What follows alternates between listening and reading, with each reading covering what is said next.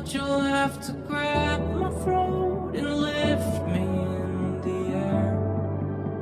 If you need anyone, I'll stop my plans, but you'll have to tie me down and then break both my hands. If you need anyone,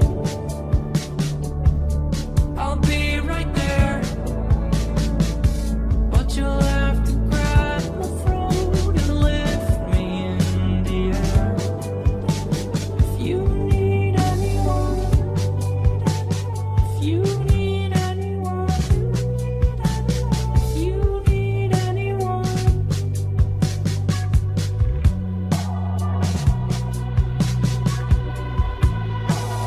I can't believe how much I hate pressures of a new place roll my way. Jump to cover me.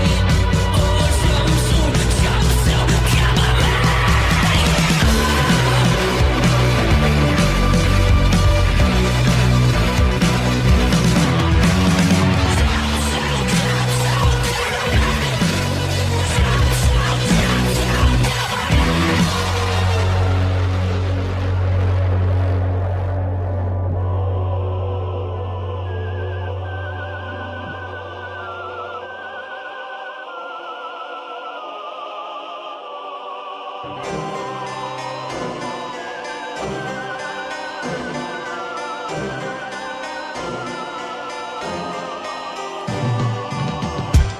Square peg in a round hole.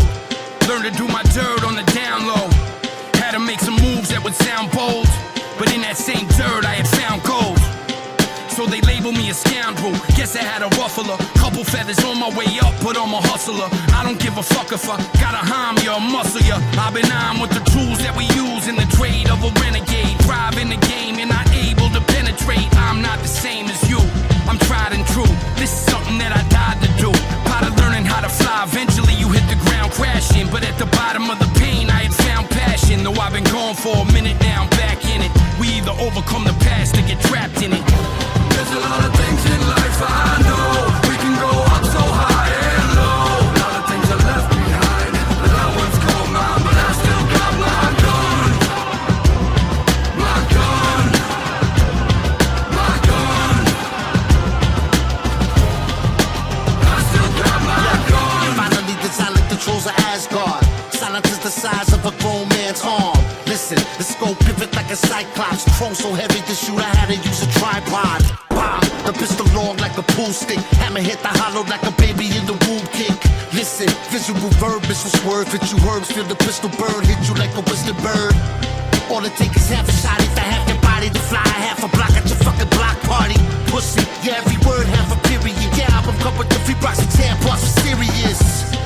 My lyricism, the Lydians carry the torch for Brooklyn like Sean P and Biggie did. My demographic be handy and acid. My algorithms are savage, and my religion is madness. There's a lot of things in life I know. We can go up so high and low. A lot of things are left behind. That I once called mine, but I still got my gun. My gun. My gun. Fish, pistol, sun gang and all that. Look, I still got my Boko gun. Haram, stay calm, strive with a bomb.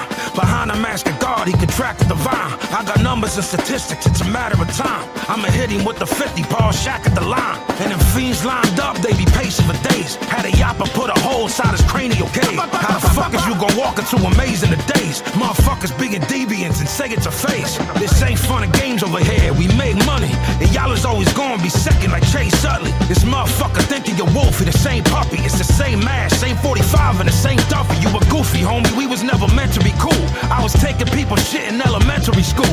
Feel it with both hands, Paul, read it and Braille. And the Whopper always with me, homie, Keenan and Carol. Toma. There's a lot of things in life I know. We can go up so high and low. A lot of things are left behind. That I once called mine, but I still got my gun.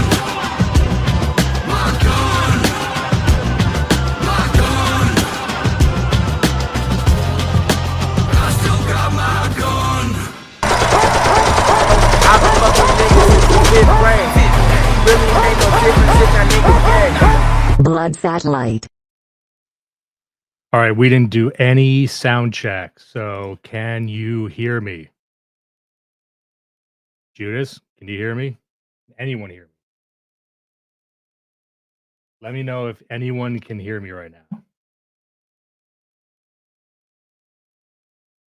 Okay, good. Now I cannot hear. Why is this fucking weird? I cannot hear you. Okay, I'm hearing that Juice. I cannot hear you. Hold on.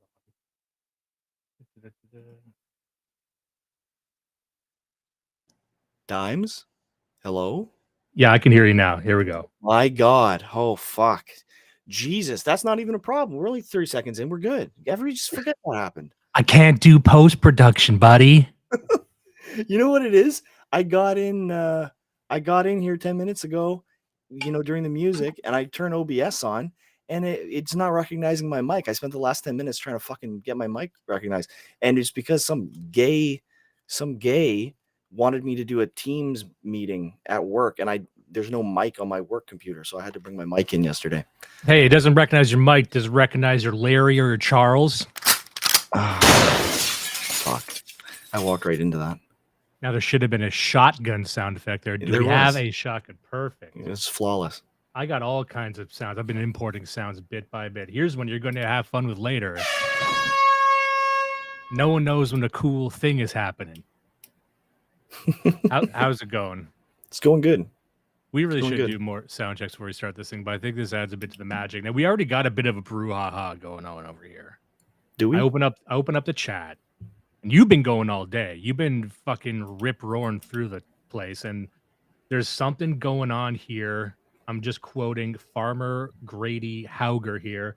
Pan beats microwave for cooking eggs. Now, I had to see this to believe it. There's currently a debate going on whether an American-style egg sandwich needs to be microwaved. I got people swearing by it. I got censored and on all up in my fucking grill saying that's how he does it every day. Is that an argument? Hey Yeah, guys, apparently. this is the correct way to do it because it's how I do it. It's like cars are for gays because I walk to work. I'm like, I don't know. I think that means you're poor. I don't know. Unironically, there's like some DR guys who would make that point. Like, I know. Do you know that cars were invented by a bisexual? But how do you know that? Well, because I've never been in a car. Because If cars were I good, sucked his dick. If cars were good, don't you think I would have one? I mean, problem solved. Oh, it's because I fucked the inventor of cars. Because I fucked Henry Ford. Okay, we got John Carter here. He's given us Beavers. That is Beavers. Yeah, I don't like Jay Burden's interview, like getting into my space. We got Jay Burden agents everywhere. Hey, does Barry actually hate Jay Burden? Oh, I think he might be blowing up his spot. Yeah. If we say that, but I couldn't say. I don't know who could hate Jay Burden. I don't know. This blows my mind because Barry is such a dude. So It would have been better if he used a fake name. You should have called him Gary. Shit, you're right. What's there to hate? I slightly hate him because he's getting all the guests I want. He's getting some good names. Yeah. Goddamn. Got his Edward Dutton interview. Got who knows where he's going to go from here. What do we got planned for tonight? Okay, we actually have a few things. I've overbooked us once again. Nice. So I guess the first thing I want to talk about, let's just get this going here, because this is kind of urgent and I'm not sure what to do about it. Now, for the folks at home listening to audio, I got True North pulled up here. And as far as I know, this is an ongoing story. But the liberals, the Canadian liberals, are trying to pass an online hate bill that contains up to $70,000 fines for speech and life imprisonment for hate crimes. And of course, because it's Canadian law, it's all defined very, very dubiously. We covered this in our classic clip where we looked at the Canadian Charter of Rights and Freedoms and essentially the Canadian Bill of Rights and how the language is chosen very deceptively and very loosely, in the sense that it's left up to the judges of the moment, however they want to define what something is or is not reasonable. Right. But now this hasn't been passed yet, as far as I know. And I'm seeing the pushback to this bill be very negative. There's a lot of people, even on Reddit, and Reddit's full of that they're saying this is too far. I'm even shocked that Trudeau is trying to push this through to the point where I think like someone's using him like a puppet at this point. Someone is, because this is so widely unpopular. Everyone hates this. Conservatives hate it. Liberals even hate it. I'm like, this is being pushed through by someone, whoever is working the gears in his head. But basically, like let's have a look here. So, maximum punishments for existing hate propaganda are also set to be increased substantially. The bill will include amendments to the criminal code aimed at addressing hate crimes more effectively. The Online Harms Act, known as Bill C-63, was tabled by a Liberal minister, some sort of Brown. I'm not trying to read these names. Let's see here. The bill would also raise the maximum punishments for the 4 hate propaganda offenses from 5 years to life imprisonment for advocating genocide, and from 2 to 5 years for others when persecuted by way of indictment. Now, you hear that, it's like, okay, I just won't advocate for genocide. Well, you have to understand how these types of people frame genocide, how they define genocide. So genocide could be construed as anything that is even critical of transgender anything, right? It could be anything critical of the state of Israel. It could be anything critical, just imagine how this could be misused. I think that is how it's being, because there's no other reason for this to occur, obviously. So now, again, this hasn't come into law yet, but it's genuinely worrisome, and I don't think I'm overreacting when I say there's enough episodes of this show to put us away for like a James Fields length of time. Yeah, for sure. And with this, and with what's gone on with C-21 and a number of the other bills, the internet censorship bill, it's like they're building these wedge issues prior to the next election. Like maybe that was their plan. Oh, well, we can do the most radical left things possible to galvanize our leftist support. But it's like even the left isn't with you on some of this shit. Like it's this one is just insane and completely unenforceable. I get it that maybe they're trying to just create a cooling effect, if maybe that's what it is, but it is insanity. And I think it's the sort of thing that maybe it's maybe this is related to the fact that in the polls right now, Polyev not only has a 99% chance of winning, but like a 99% chance of a massive majority. Like there's no way in hell that Trudeau would win an election. So I feel like a lot of the stuff he's doing politically is just he's throwing it at a wall and seeing if he can get any traction, because he's just shot. Like he might just be pulled and they might put in Freeland, if nothing changes. Here's the thing about Christina Freeland. If someone put her in charge, no one would be surprised. Like there actually wouldn't be an outrage, in a sense. I bet if they swapped in Kamala Harris, people would be pissed off. Yeah. Well, everybody kind of knows Freeland's been running the government for the past 4 years anyways. Like Trudeau is an idiot. He literally is like pants on head retarded. The Freeland is functionally the prime minister already. Yeah. So anyway, this is something that actually had me concerned. I'm keeping an eye on it, but this wouldn't make sense to wait until the episode next week, obviously. So I just wanted to put this on people's radar right now. And maybe this is a work. Maybe this is just a preposterous thing they're proposing to like distract people. I don't know. Like there's a lot of different interpretations to this. Can I also tell just a cute story about Arif Virani, who is the justice minister? He's an Indian refugee, but he's not a refugee from India. His family lived in Uganda, and Uganda expelled all the Indians. They're like, even Uganda doesn't want them, and they kicked them out, and they wound up in Canada. And he was like literally living out of a box in the YMCA. That's where this guy came from. You want to know another funny story that's alongside that? Because once you hear these stories about people as refugees, very rarely do people look into stories of the refugees. But I worked with an individual many, many years ago, and she was quote unquote refugee from some African country. I don't think it was Uganda, but it was somewhere. And she was all about Black Lives Matter. She was, typical, fresh off every Black person who comes here, doesn't matter what unless it's Nigeria, but they tend to just go lockstep in with whatever the Black thing is. But once I spoke to her and figured out her story, it turns out that there's actually a failed military coup in whatever the country was, and her father was involved in it. And her father was basically something like tried for war crimes.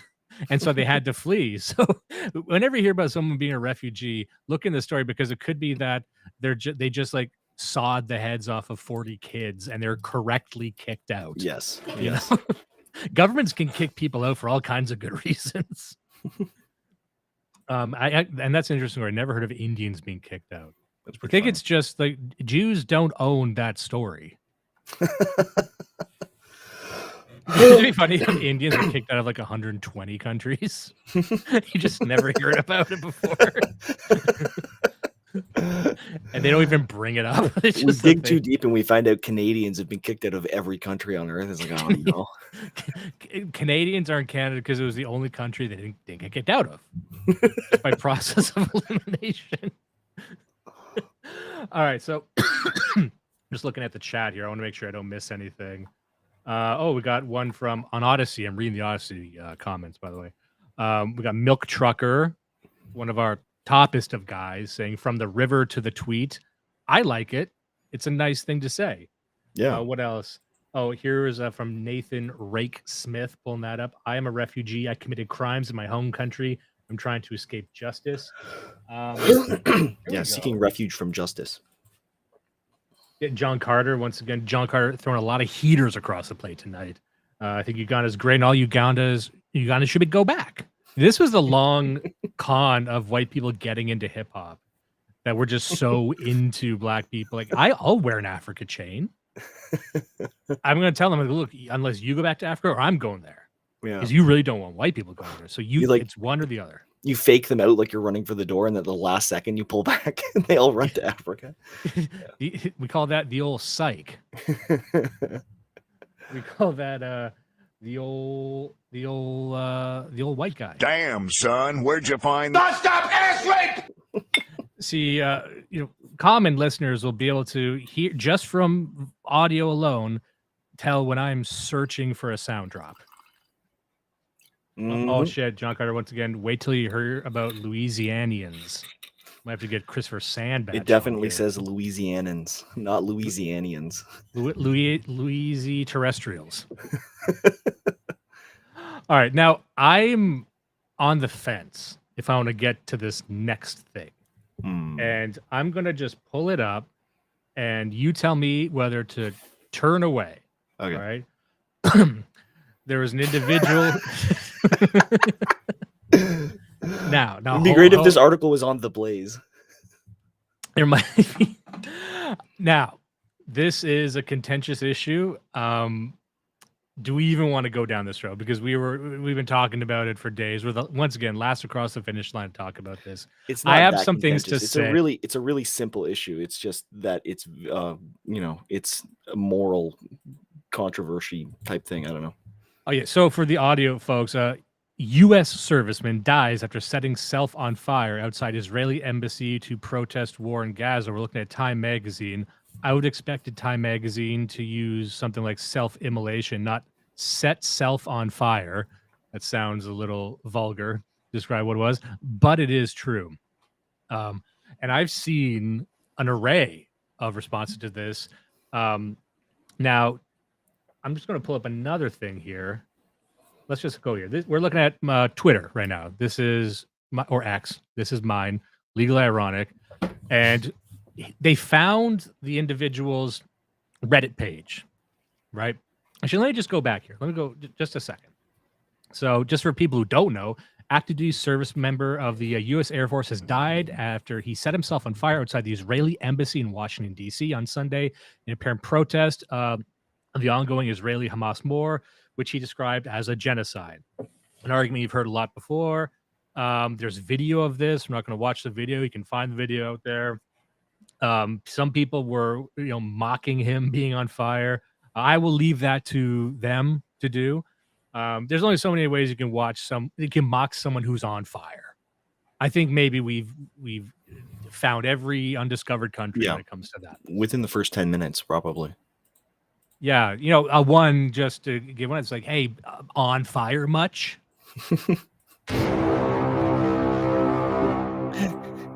Hey, somebody call the burn department. Gotten some good ones here. Now I'm in it. Now I'm jazzed. Okay, what else we got? Hey, fucking, they got where'd you get that? The fucking fire store?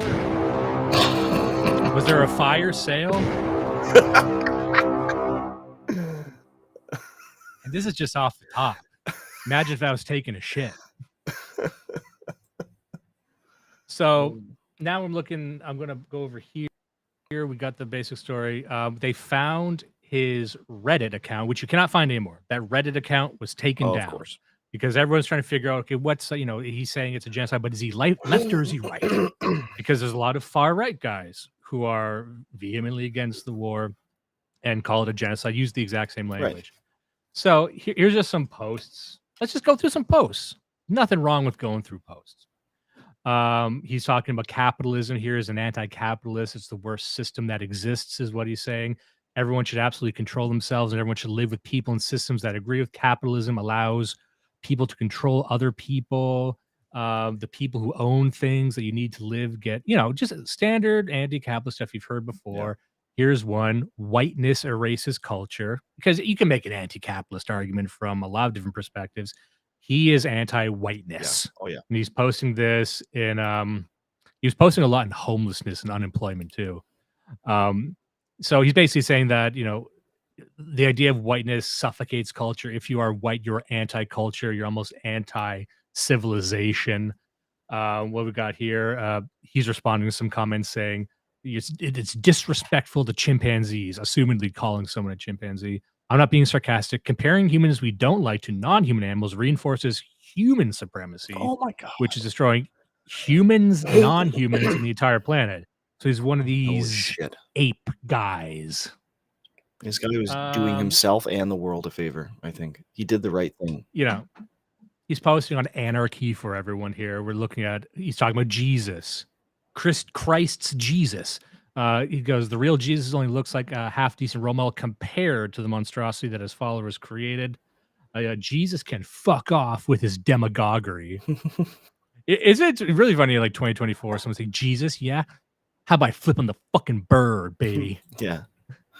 Fuck him off with his demagoguery. His I am the way, the truth, and the life. His God, love the Lord your God with all your soul, and give unto Caesar what is Caesar's, and to God's what's God's. Like, fuck that demagoguery. Love your neighbor as yourself. Fuck that guy. What a wild thing. So anyway, idea was this guy lit himself on fire to protest what he called the genocide of Gaza at the hands of Israel. And what a lot of these individuals say is that Israel is just an extension of the American empire, which is just an extension of imperialism and white supremacy. He would have said those words before. So I heard a lot of individuals, people I like I saw Lucas Gage, very respectable man, veteran. He's in the video calling this individual a hero, calling him, a lot of people calling him a hero. And I'm going to steel man their position. Okay. Let's be fair. Okay. Let's be fair. Oh. They're saying, and I'll say it, and a lot of people might agree. They'll say this man clearly sacrificed his life. It ain't easy to sacrifice your life. If it was easy, everyone would do it. Sacrifice his life for his convictions because he believed in something. Okay, and which one of you would do that? Is what they would say. And I think I'm quoting even Lucas Gage. And that he brought attention to something he believed in. And okay, I think that's about as far as it goes. Now, you know what? Let's start with you, because I bet you're going to swing for the fences with this one. I think I might have something that will bore people, but we're going into the weeds on this one because this touches on the last time we went into the Israeli-Palestinian thing. A lot of people weren't happy. Got a lot of angry comments. lost some supporters, even though completely reasonable and correct and enlightened. I don't think I'm telling tales out of school here. We tend to be enlightened. Yeah. So I'm treading carefully, but maybe go out with your mind shoes. Okay. What's your opinion? Like I'm asking, what your opinion? that he's just a libtard killing himself. I mean, it's pretty much what I just said in the chat. There's really, to me, there's almost nothing to it at all. Like I don't know why you have to take what this idiot did and associate it. It's like it doesn't give us any additional meaning to what is already happening in Gaza. We've all talked to death about what's happening in Gaza. We've all formed our opinions. So why would anything this idiot does relate to that in any way? Like, how, just because it's like a broken clock being right twice a day. Yes, he did an insane thing for a cause that you support. His reason for supporting it is completely insane, and the thing that he did was completely insane. So how is he a hero? I don't get how he's a hero. Like I was just from the very first, the opening argument, I don't even understand how anybody who'd think this guy's a hero. I just don't even get it. We got one here who probably agrees with a lot of individuals. I'm looking at Omegas 13 saying that I'm going to take the W here. A leftist offed himself, which caused problems for Jews. I'm also disappointed the American system is turning out broken clocks, crazy people. Yeah, exactly. There you go. Fair enough. Yeah, so he was a stupid liberal. He killed himself for a stupid reason. He's causing a lot of problems for. This is great. This is the thing. Like, I don't like the idea that the Jews can genocide an entire people with impunity. The main reason I don't like it is because I think we're next. Do I really care about the Palestinians that much? Not really. If the Jews weren't killing them, they'd probably try to kill us. They're not our friends. But I mean, the fact that Israel can do that is terrifying, because who's next? Right? That's fucking scary. But the thing I like about the war in Gaza is it's completely turned all of these people against each other. You've got all of these brown golems that the Jews have set up in North America are now turning on the Jews, calling the Jews white colonizers. So, like, I've got my popcorn out for this shit. Yeah, this has short-circuited the narrative generation system that we have going on right now. You got, like, there's a lot of cases of, like, Jews fighting with black people and Jews fighting with, Aboriginals over this topic. It's completely upset the balance of the system. I had a couple of takes on this that address some very specific points. One thing I had noticed was the act of self-immolation, and this is what made me originally immediately consider that he was a leftist, was because self-immolation is a very mid-20th century thing to do. And this is what I found fascinating. And let me just say, when I was kind of laughing at this, it is darkly comical. It is darkly comical that this man did kill himself in public for a cause, and it seemed that right away everyone was making fun of him. And I mean everyone. I mean the libs, the conservatives, the people who are on his side. Because you saw, if you went on Twitter, you would see even his comrades saying that don't call him a hero. He's still a white man and still an enlisted member of the imperialist army. Right. Like, he can't win. And then, but it did make me think. It made me think of why self-immolation is a mid-20th century thing, and that even that act itself doesn't ring any bells for people like Zoomers, millennials. Like, that doesn't really affect us. Like, maybe it did back then if you saw a Tibetan monk do it. But now, like, it had the exact opposite effect that I think it was intended to have. And I don't just want to call him stupid. That's just an interesting sociological point, I thought. That that's a tool you don't have in your toolbox in the 21st century, because no one gets it. It doesn't mean anything to people, evidently, right? And I just wanted to address the claim that he was sacrificing his life. And I would state that he wasn't even a sacrifice. And I'll explain what I mean. So usually when someone kills themselves publicly, we talked about this. We did a whole series on sacrifice, ritual sacrifice, and even the accursed share by George Bataille. And the idea of a sacrifice is you only sacrifice what is most valuable. And the process, the rituals, even when sacrificing a slave, were very fascinating. Like, you would pick a slave and you would almost treat that slave as something higher than the king in the time leading up to the sacrifice, because you were chosen for some divine act, right? And so, the claim is, and there's not a lot of evidence of this, obviously, but the claim is, like, you only sacrifice something that is of value. Otherwise, it's not a sacrifice. You don't sacrifice just some shit you're going to get rid of. Right. So a sacrifice only works if the individual really prizes their life and really loves who they are, right? Especially even if they're a Christian. Imagine a Christian kill themselves. What sacrifice that would be? You believe you're going to hell. And that's the ultimate sacrifice, right? Right. For this political action. However, it seems to me that he killed himself not because he loved and respected himself, but he saw himself as the avatar and the archetype of the entire system that he hated. He was a white individual rallied against whiteness, hated Yeah. whiteness. Also hated, like he Right. killing himself was the best way he could kill a white serviceman. Yeah. So it's all in that way. It's almost the inverse of a sacrifice. It is an act of self-murder, and that might sound like semantics, If but I think he resented what he represented so much that it was like, I don't know, like I don't see the sacrifice. it's almost like a feminine way of looking at it, or like a, I don't know, like a immature, or like if you were a man, what you'd expect from a man is, first of all, say all of the things that make me, that represent evil, are things that I can change. I can't change being white, but I can change being in the military. So the first thing you do is leave the military. The next thing you do is identify as a different culture, and then you can go and do your violence at the embassy, but maybe you do it on somebody else instead of yourself, because now you're not the enemy anymore. Like, it's really weird that you would kill yourself. Like, I really cannot relate to, like, again, you volunteered to join the army, and now you're so mad at yourself for volunteering that you kill yourself. Dude, what? And to me, I fear, like, if we keep pulling this thread, is the Bradley Manning case back on the table?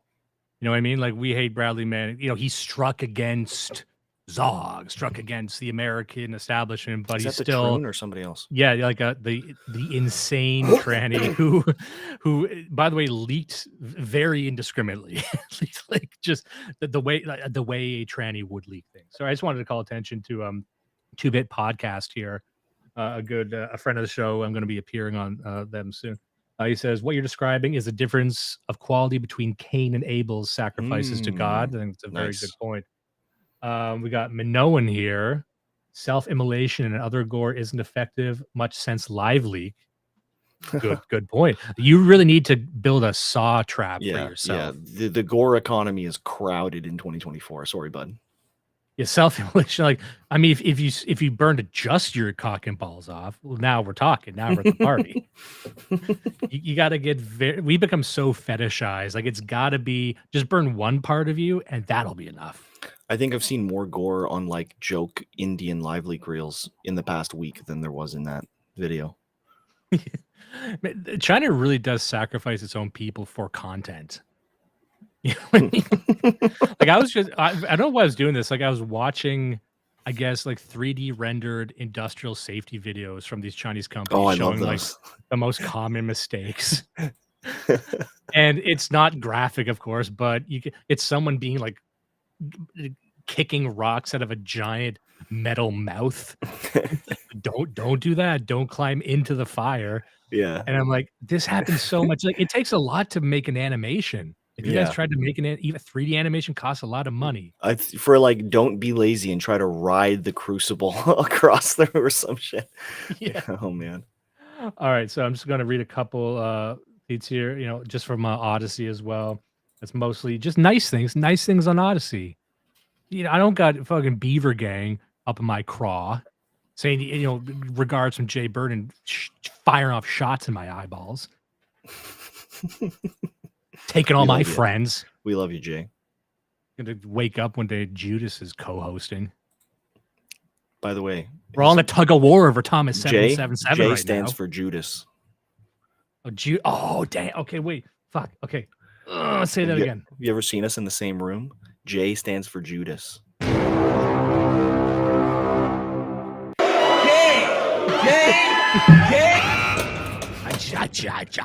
I just slipped there.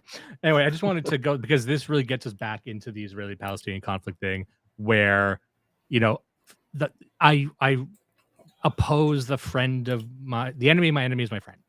That someone did a thing against Israel, and so if you're an anti-Zionist, then it's like, yes, he's our guy. But I'm like, he hated you. And again, a part of the dark comedy was that the only people defending him vehemently right now are far right guys, and he would kill himself again if he saw that. You Yeah. know, like he It's hated really white, beautiful. like he hated white people, and so I'm like, call me crazy. Yeah. You know, I'm open to a discussion. I'm open You know to you know people what push this back, is? but it just seems like a guy who hated white people killed himself because he hated white people. I don't know, but This is an A24 vignette. That's what it I- is. go on. No, it's like you've got all of these layers of character, and they all go in different directions, and follow each one of them, and it loops back on itself. He is so unvindicated. He's so hated by everyone around him, and every decision he makes in every direction just makes it worth it. He's like the perfect tragic character. Like in some ways, he's almost platonic. It's amazing, this fucking guy. Yeah. How he could fuck everything up so flawlessly. And I hesitate to get celebratory because at the end of the day, it is a man who burned himself to death. And when you watch it, like it's never good watching someone burn themselves to death. It's real, right? If you heard about it in a Far Side comic, yeah, I guess that's funny in theory. But then it's like, I do look at this as a. I don't know how I would jailbreak that sort of mind out of that, because some guys on our side were saying someone from our spheres of influence should have gotten this guy, should have gotten this lost and confused individual. And I'm just like, I don't know where you start with someone like that. They're so ideologically possessed and they're so lost. And I'm like, Yeah. you know what I mean? Like, I don't know where you would start. I don't know if we you don't can. need him. The juice isn't worth the squeeze. Like, why? We don't need every single dude. Just leave him. Humiliation. Yeah, really, and I guess that's it. I guess maybe some people might push back on that. I don't want to make any claims that if you defend him, you're anti this or that. But it's very much in line with the.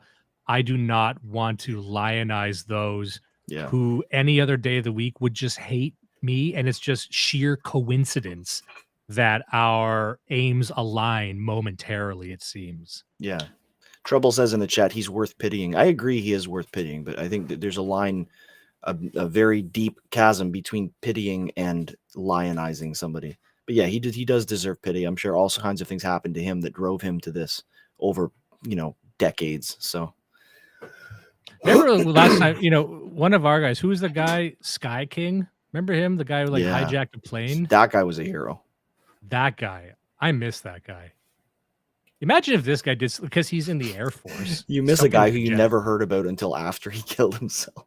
Yeah, but I miss him more than I could take one I of him guess- over 100 you. Yeah, like that's. Oh, thank you so much. No, but that would be a true case where Sick. somebody should have got to him. Somebody should have got to him and helped him. He, yeah. I was actually checking on Reddit, and there's like, I can't access this Reddit because I don't have an account there, and it had to be 18 plus to go there. But I could see the headline, and it was like Palestine. The r/Palestine sub was saying, "We celebrate this man," which is, and again, I might be talking out of turn here. That's the only time I've ever seen a Palestinian person thank anyone for defending Palestine. And that's something I've said to a lot of even the people on the far right. Mm. Some people say they have individuals who are Palestinians.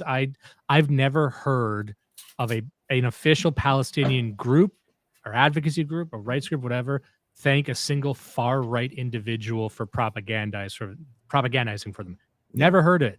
Never heard them say thanks. Never seen them come to anyone else's defense. And that's Reddit, know? so probably it's not real either. Yeah, I don't think there's a lot of Palestinians on fucking Reddit either, by the way. By It's- the way, it's fat women. they're all By in the Rafa way. and they have no wireless, so Yeah.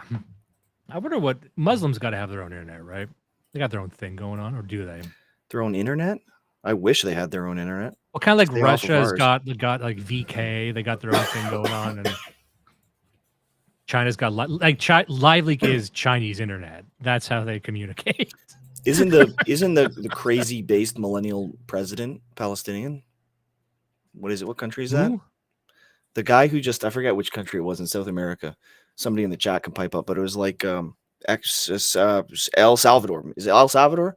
That he went around and he jailed 20,000 gangbangers, and it suddenly Oh, yeah. became the lowest crime rate in all of North. They have a lower crime rate than the U.S. now, and And he everyone- made Bitcoin their official currency and shit. I like the prison thing. Not sure where I stand on the Bitcoin thing. Probably not. You know, that's they're reading too much of our internet. That's what we don't realize. We don't realize how many other countries read the exact same shit that we do. They read our posts. All of South America is just reading shit that like guys in Tennessee are writing. Mhm. So if we're into Bitcoin, South America's into Bitcoin, and they should not be into Bitcoin. They can't handle dollars.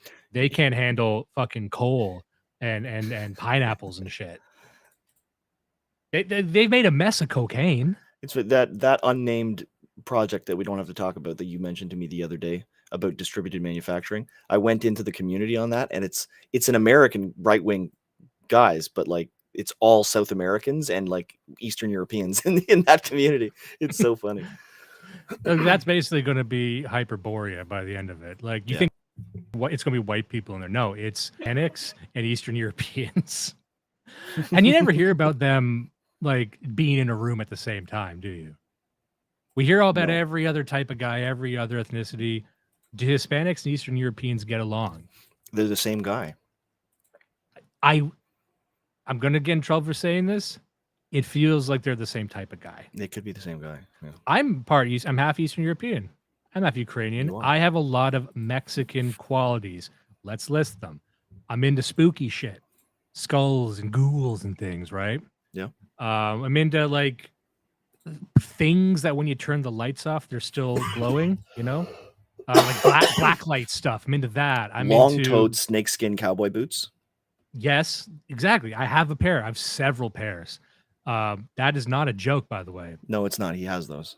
I'm into like I'm into like Catholicism, but also violence. And I'm like, I'm always thinking like, why can't we combine them more? Yeah. And they just did it. They said, we're going to make like cartel leaders saints. You're like the truest Catholic because you're just vaguely into Catholicism enough that you're allowed to apologize for being insanely violent. See, the older I get, I'm just a practical man. I'm someone who likes results. I'm someone who likes data, and I'm just seeing something that works. All right, let's see. Oh, we got a Winkler's meat over here saying pretty unlikely to find a Palestinian who'd be thankful to a right winger on the internet or in the West. By the way, are you still dying? For people keeping count, this is like the third time you've been sick this year. You still there? Yeah, I'm here. Sorry, this season. It's only been this season, not this year. How you feeling? Feeling like a sack of shit, bro. Feeling. Is it your fucking- house? I think it's your. It's got to be your Look, house. I thought I don't think it's my house. I think, and I've said before, part of it is just the viral load of being on the other side of the world and coming back. It took me about 18 months to get through it when I moved to Hong Kong in the first place. The same thing happened to me. So I think I'm just adjusting. The other thing is, honestly, you got to just try having a 2-year-old and a 4-year-old going to fucking daycare and going to parks every day. And like, they're not sick all the time, but they always have runny noses. They're always covered in fucking viruses. Doesn't matter what you do, especially at this age. They're into everything. So yeah, it is what it is. Maybe you should have cleaner kids. Maybe you should Yeah, have. go. I mean, look, I'm open to suggestions. Do I lock them in a cupboard? Like, what do I do? Geez. Well, I mean, have you tried that? Yeah, sometimes. I just yell at them and drink more. Yeah, we've been going for a while, and we haven't gone to the topic of the Here we fucking go. stream. Here we go. Okay, so, and this is just a stream. I came into this with one goal. I just want to have some fun. What happened to us, you and me? We used to fucking dilly-dally. We used to waddle around on the show. Now we're just on topic. This is it's awful. Now we're out here. We're trying to figure out Phantom Dark Ages. We're out here trying to figure out how to make a parallel society. We used to do whatever the fuck we wanted. We used to, look at a photo of a fanny and go, adoy. We used to do all kinds of shit. And I wanted to be did though was we just drank and wandered around at night looking for a fight. That's most of what we did though. Like, if we're being honest. Which is also what we did on the show too. I was mainly referring to the show, but that carried over to the show. We're too old to go out in the streets, so we just go on the internet now. John wants to know if I live in a trailer park with a leased Mustang parked in the front yard. Yeah, pretty close. Pretty fucking close. A leased Mustang makes it sound so much worse. What is a Mustang except a lease that you just don't give back. What?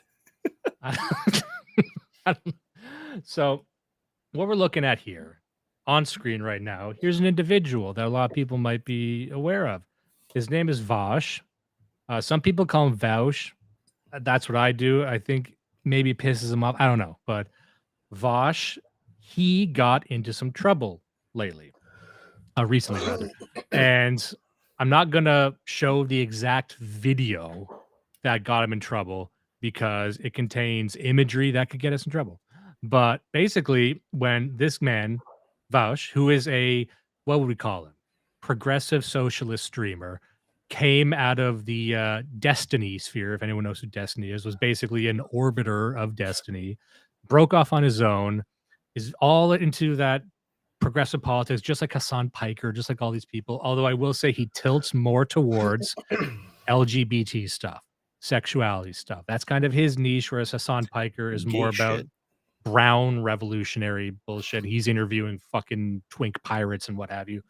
But he's kind of, I mean, look at him. Look at him right now. You see him, look at his expression, look at what's around him. It's the same purple lights, the same fucking bullshit. He's a self-described size queen. I think that's in the video. I learned that from watching this video, that he is a size queen. Yes. And that is not things that normal people say. No, normally men don't say I'm a size queen. Yeah. And if only a gay man would say that, and if you are not fully gay, then you're worse. He If wants you it. are- That's the thing. Does he not want to be like, no, guys, I'm straight. It's just cool to do gay shit now.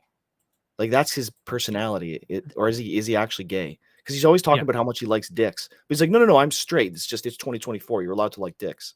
Like, Well, and it's what? hard. It's difficult because the times we live in, it seems that people in this space are hyper perverted no matter what, at least compared to how they would be in decades past.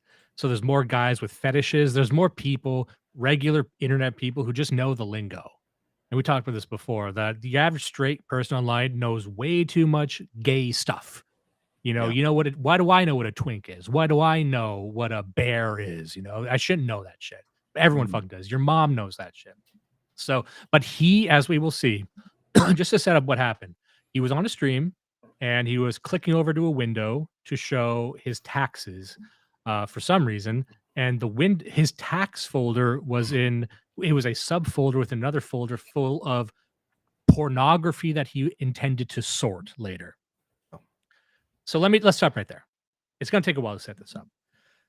Normal, regular people first of all, they don't download pornography. I'm just going to come out and say that right now. Most guys, they just go online, find it, and then it's gone. But if you are accruing a stockpile of porn, you're already an advanced coom brain, right? Yeah.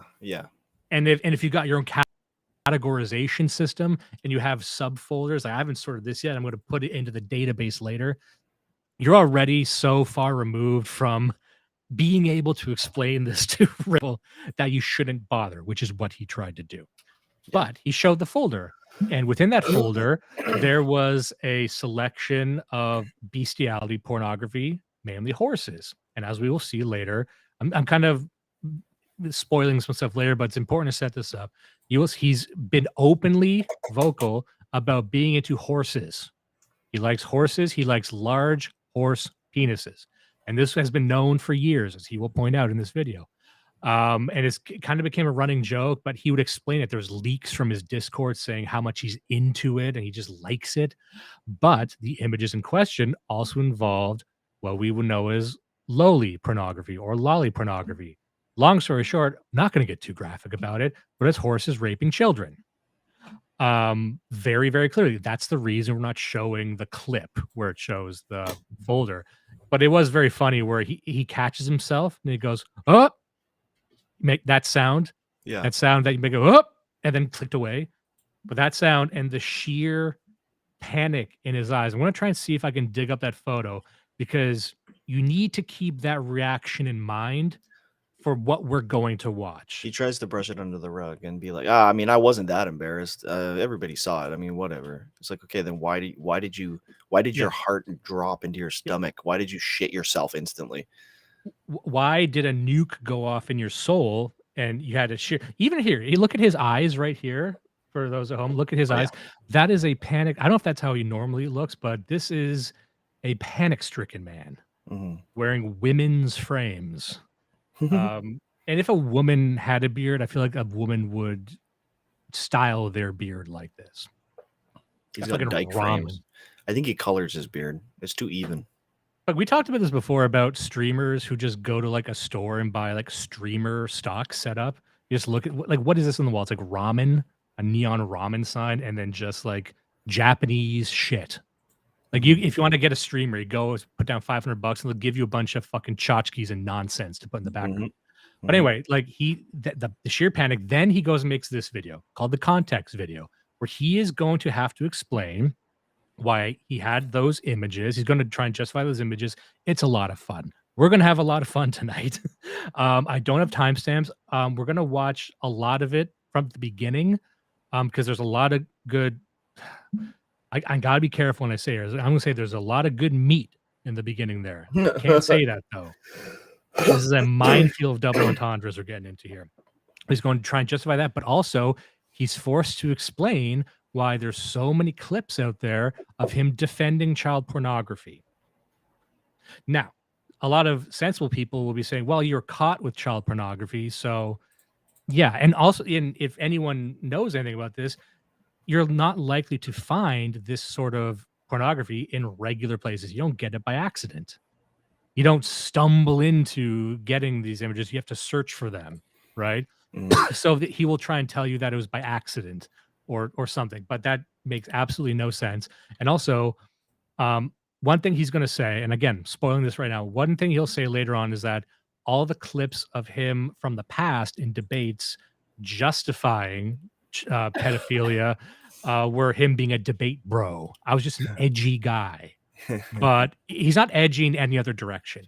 He's not a guy who made race jokes or sex jokes or gay jokes. He's a guy who did this one thing over and over again for years. So anyway, you had watched this and you didn't know much about Vaush. And so you're like, he kind of sounds reasonable. I am not a scholar, but I know a bit more about him. So we're going to try and dissect exactly what he's saying. And just have some fun with it. We're gonna waddle around. We're gonna slap our bellies. It's gonna be a good time. Oh, we got pragmatic culture here. Y'all need a super chat link. We, I think we have something on Odyssey set up, but I didn't figure it out for YouTube. But that our loss is your gain. I'll read whatever the f you want. And if you want to do anything here, let me just pull this up here. You can. Here's an image here. Support the show by going to Gumroad or Patreon, getting in the Blood Satellite Winners Circle. It's $5 a month. You get the first 100 episodes of the show. You also get a secret exclusive show that I release every couple weeks. And it's a video show. You can just watch that. And so you get a lot of stuff for $5 a month. And also you get to support the show. Hey, speaking of exclusive show, you want to hear a funny story? When we started this stream, I accidentally hit start streaming on OBS. So I've been streaming just my background on the YouTube channel. And Sean was in there saying hello. I just noticed it. Fuck, we have two streams going. Okay, Fuck. You I just turned it off. Sorry, Sean. Sean, please come into the real stream. Oh my god. All right, let's get our heads right here. Fuck. Okay. I'm sweating. What is going on? Was that Sean Weiland? Okay, I see it. Yeah, Sean Weiland. Oh man, he's one of our best guys. Fuck you, Judas. I know. I'm sorry. All right, so that's enough setup. And also I've got some threads here from Kiwi Farms that maybe we'll jump into as well, just to show some people what we're talking about. You know what? Let's just set it up for people who don't know Vaush here. Let's here's a couple of threads. Just source from the good people at Kiwi Farms. Here's Apotheosis. Just some tweets from the past. Might take just a little while to pull it up here. Here he is defending kink at Pride. Why did the kink at Pride discourse start again? I really hope kink at Pride is the worst discourse we get this month, because I have a horrible feeling we're also going to get maybe the shooter couldn't have killed 32 people if you weren't so insistent on alienating cops in Pride festivals. So this is in regards to a trans shooter of some kind. Here's one of him talking to someone named Danny, who says, "I've never met a bad girl kisser, but I've had to correct every boy's kissing I've ever made out with." Vaush responds, "This is mostly true, but I think it's a straight guy thing, throwing straight guys under the bus, eh? Or possibly a white person thing." He's blaming, of course. Someone else responds, "Maybe no one actually likes kissing you because, well, you know why." And he says, "But I am neither straight nor white." Oh, really? Straight from the horse's mouth. Is he not white? What is he? I Is think he might. Jewish? I don't think he's Jewish. I know a lot of people are going to jump to that conclusion. I've seen no evidence that he is Jewish. He's not Jewish. He's obviously white. He's like the whitest guy on earth. Look at him. His real name is Kaczynski. Yeah, so he's fucking Polish. You can't get any whiter than Polish. He is Polish, which, I mean, depending on what circles you're in, is worse than Jew. Fuck, did we? God damn it. Holy shit. Depending on who you ask. I mean, that's the whole thing. Like, you know, during the Holocaust, everyone talks about the Jews. It started with the Polish, and the whole That's world so said, weird. finally, with these people. But you mean there's a lot of Polish Jews too? Yeah. I don't know why he'd say that. He's not one of us though, so he wouldn't be making the connection like, oh well, Poles aren't white. Like, come on, you know what white is. Let's see here. Here he is getting into fights with other anarchists. He's big in the anarchism scene. Here we go. The Depp Heard trial has been an object lesson in the fact that people really only care about what they're told to care about, and the left can't expect people to side with them just because the left punches for policies that would objectively make people's lives better. You know, that probably wasn't an interesting one. Let's what else we got here? We got some coverage of some debates he was in. Let me see if I can get one going here. There's this one guy who, again, same guy who I like. I'd watch these videos so I can confirm this assessment of it. There's some videos here on the site, clips from a debate he had. And some of the quotes from this are Vaush explicitly tells his audience to break the law and throw bricks and do warring with police and get neighborhoods bombed as long as they don't hurt innocent people, tells his viewers that they need to be psychotic, says Republicans are like the Nazi movement in Germany and anything other than aggressive militant action won't stop them. Says, well, maybe I like Vaush now, Jesus Christ. So we should both advocate for violence like Republicans and still get mass appeal. Republicans never advocate for violence. Like, this is, you'll find that he lives like many of these guys do in this like fiction world where they're convinced that the far right, people, you know, in our spheres, get all the money. We're all millionaires, and that Republicans advocate for violence every single day. This is something they talk about. Sam Cedar talks about this. All the big talking heads who have large followings say the exact same thing. They live in this like parallel universe.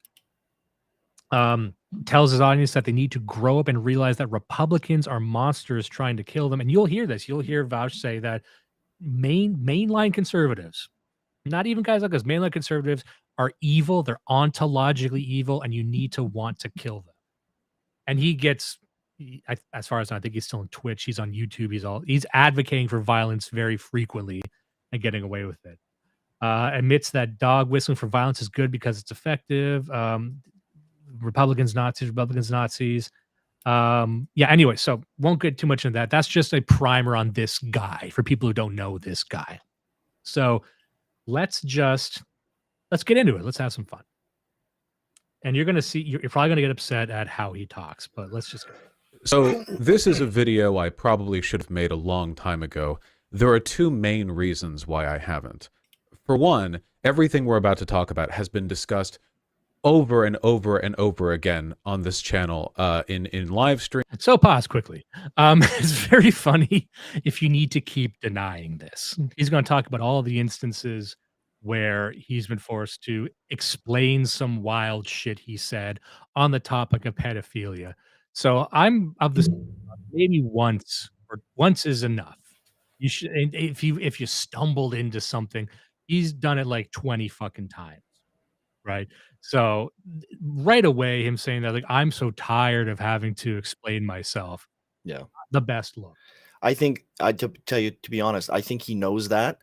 and this is a misdirection tactic, because if this hadn't have happened, he wouldn't have to explain. So he's saying, look, the only reason I'm making this video is because you guys keep asking the same question over and over, the same question. It's not the same question, man. What just happened is new. We're asking you about the thing that just happened.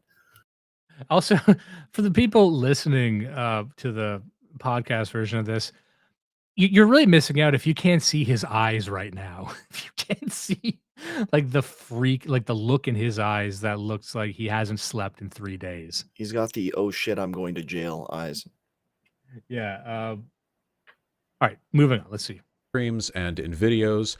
Some of it has been discussed to death. Over engagement with the topic has caused it to have a disproportionate influence both on my community and on the way people outside of my community. All the talk about all these things I've done is having a disproportionate effect. No, it's accurately proportionate.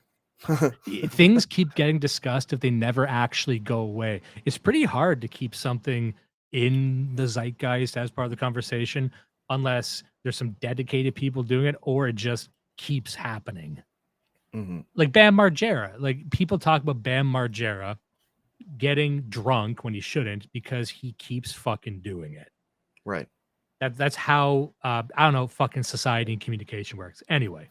Community perceive me and my channel. The second main reason I've been hesitant to make this video is because experience has taught me that generally speaking, if folks want to hate you or distrust you or whatever else, it's pretty difficult to convince them otherwise. Sometimes, if you're unpopular enough, even if you've got a good point to make, just the attempt to change people's minds can come across as kind of self. So I'm putting this at 1.5 speed, just a heads up.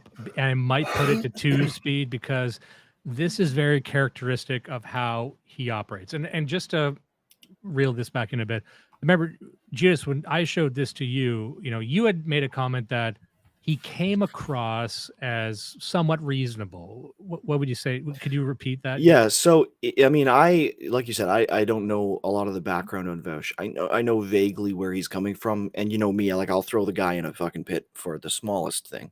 So I hate him. Don't worry about that. For almost anything. For practically anything. I mean, I just had the wind that day, but just trying to be, even-handed and listening to each of his arguments, or each of his, I should say, his defenses. If I was defending myself in each of those situations, I might use similar arguments. They're fairly reasonable arguments if taken like blank slate and not interlinking them with each other and not interlinking them with the larger context of everything else that's happened. So, and I know you were saying like, oh, he's not genuinely an intelligent person. I can see that, but he definitely has a lot of practice. This is exactly. This is something he's used to doing. He's used to being on the back foot and saying things that prevent the pitchforks from reaching his gate. So, and that's what I got from this. Cause like the first thing where he brings up the original video here and he's talking about it, it's like, all right, when you show the context, when you show this specific context, it does look like he's anti-child pornography in terms of the phrasing that he uses. But if you look in the larger context, if he's the one who's always initiating these discussions, I don't know, man. I think there's probably something else going on there. Yeah, exactly. So again, if no one's seen how it was before, he'll show clips in a little bit. He actually is. He's not this construct you're seeing in front of you comes after years of debating people, having a community that critiques you, and creating a persona that he believes gives off a balanced and measured, erudite sort of air. Deep down, he is just a fucking internet spurg, and occasionally he will unleash that. But and you'll see this right now. This is why I wanted to call attention to it. He's going to say a lot of things. You'll notice something about guys like this. Like if you ask them a direct question, even based on something they said, they will do everything in their power to dance around it and qualify it. It's like, oh, is the sky blue? It's like, under most circumstances, including presently, the sky could be perceived by some as blue. And it's like, okay, did you just say that the sky could be perceived as blue? Well, I didn't actually say that. I didn't specifically say that. What I said when prompted was to say that perhaps under certain, it really comes down to what blue means. So, and like he will go off for 15 minutes to never actually say a thing. And unless you are used to hearing this, The average person will say, oh, this is a very careful, thoughtful individual who doesn't want to say the wrong thing. It's the inverse. It's that they don't want to stand by anything they've made, especially if they believe an opponent is saying it. So they will just kick up dust so that they're not saying anything. And that is what you'll see at the very beginning of this. And so that's kind of what this video is going to be. We're going to laugh at it, but I also want to talk a bit about how these former debate guys operate, because this is a debater's persona. This is also kind of what Destiny does well. But I actually have more respect for Destiny because he's willing to go in the fucking octagon as the unpopular guy and actually scraps. So, points to him for that.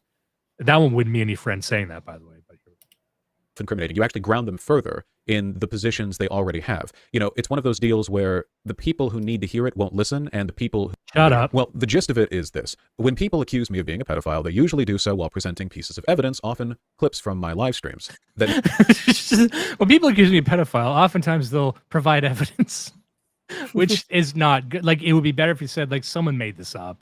This is just a deranged person, but you're starting from they also have evidence and a lot of it. Sorry.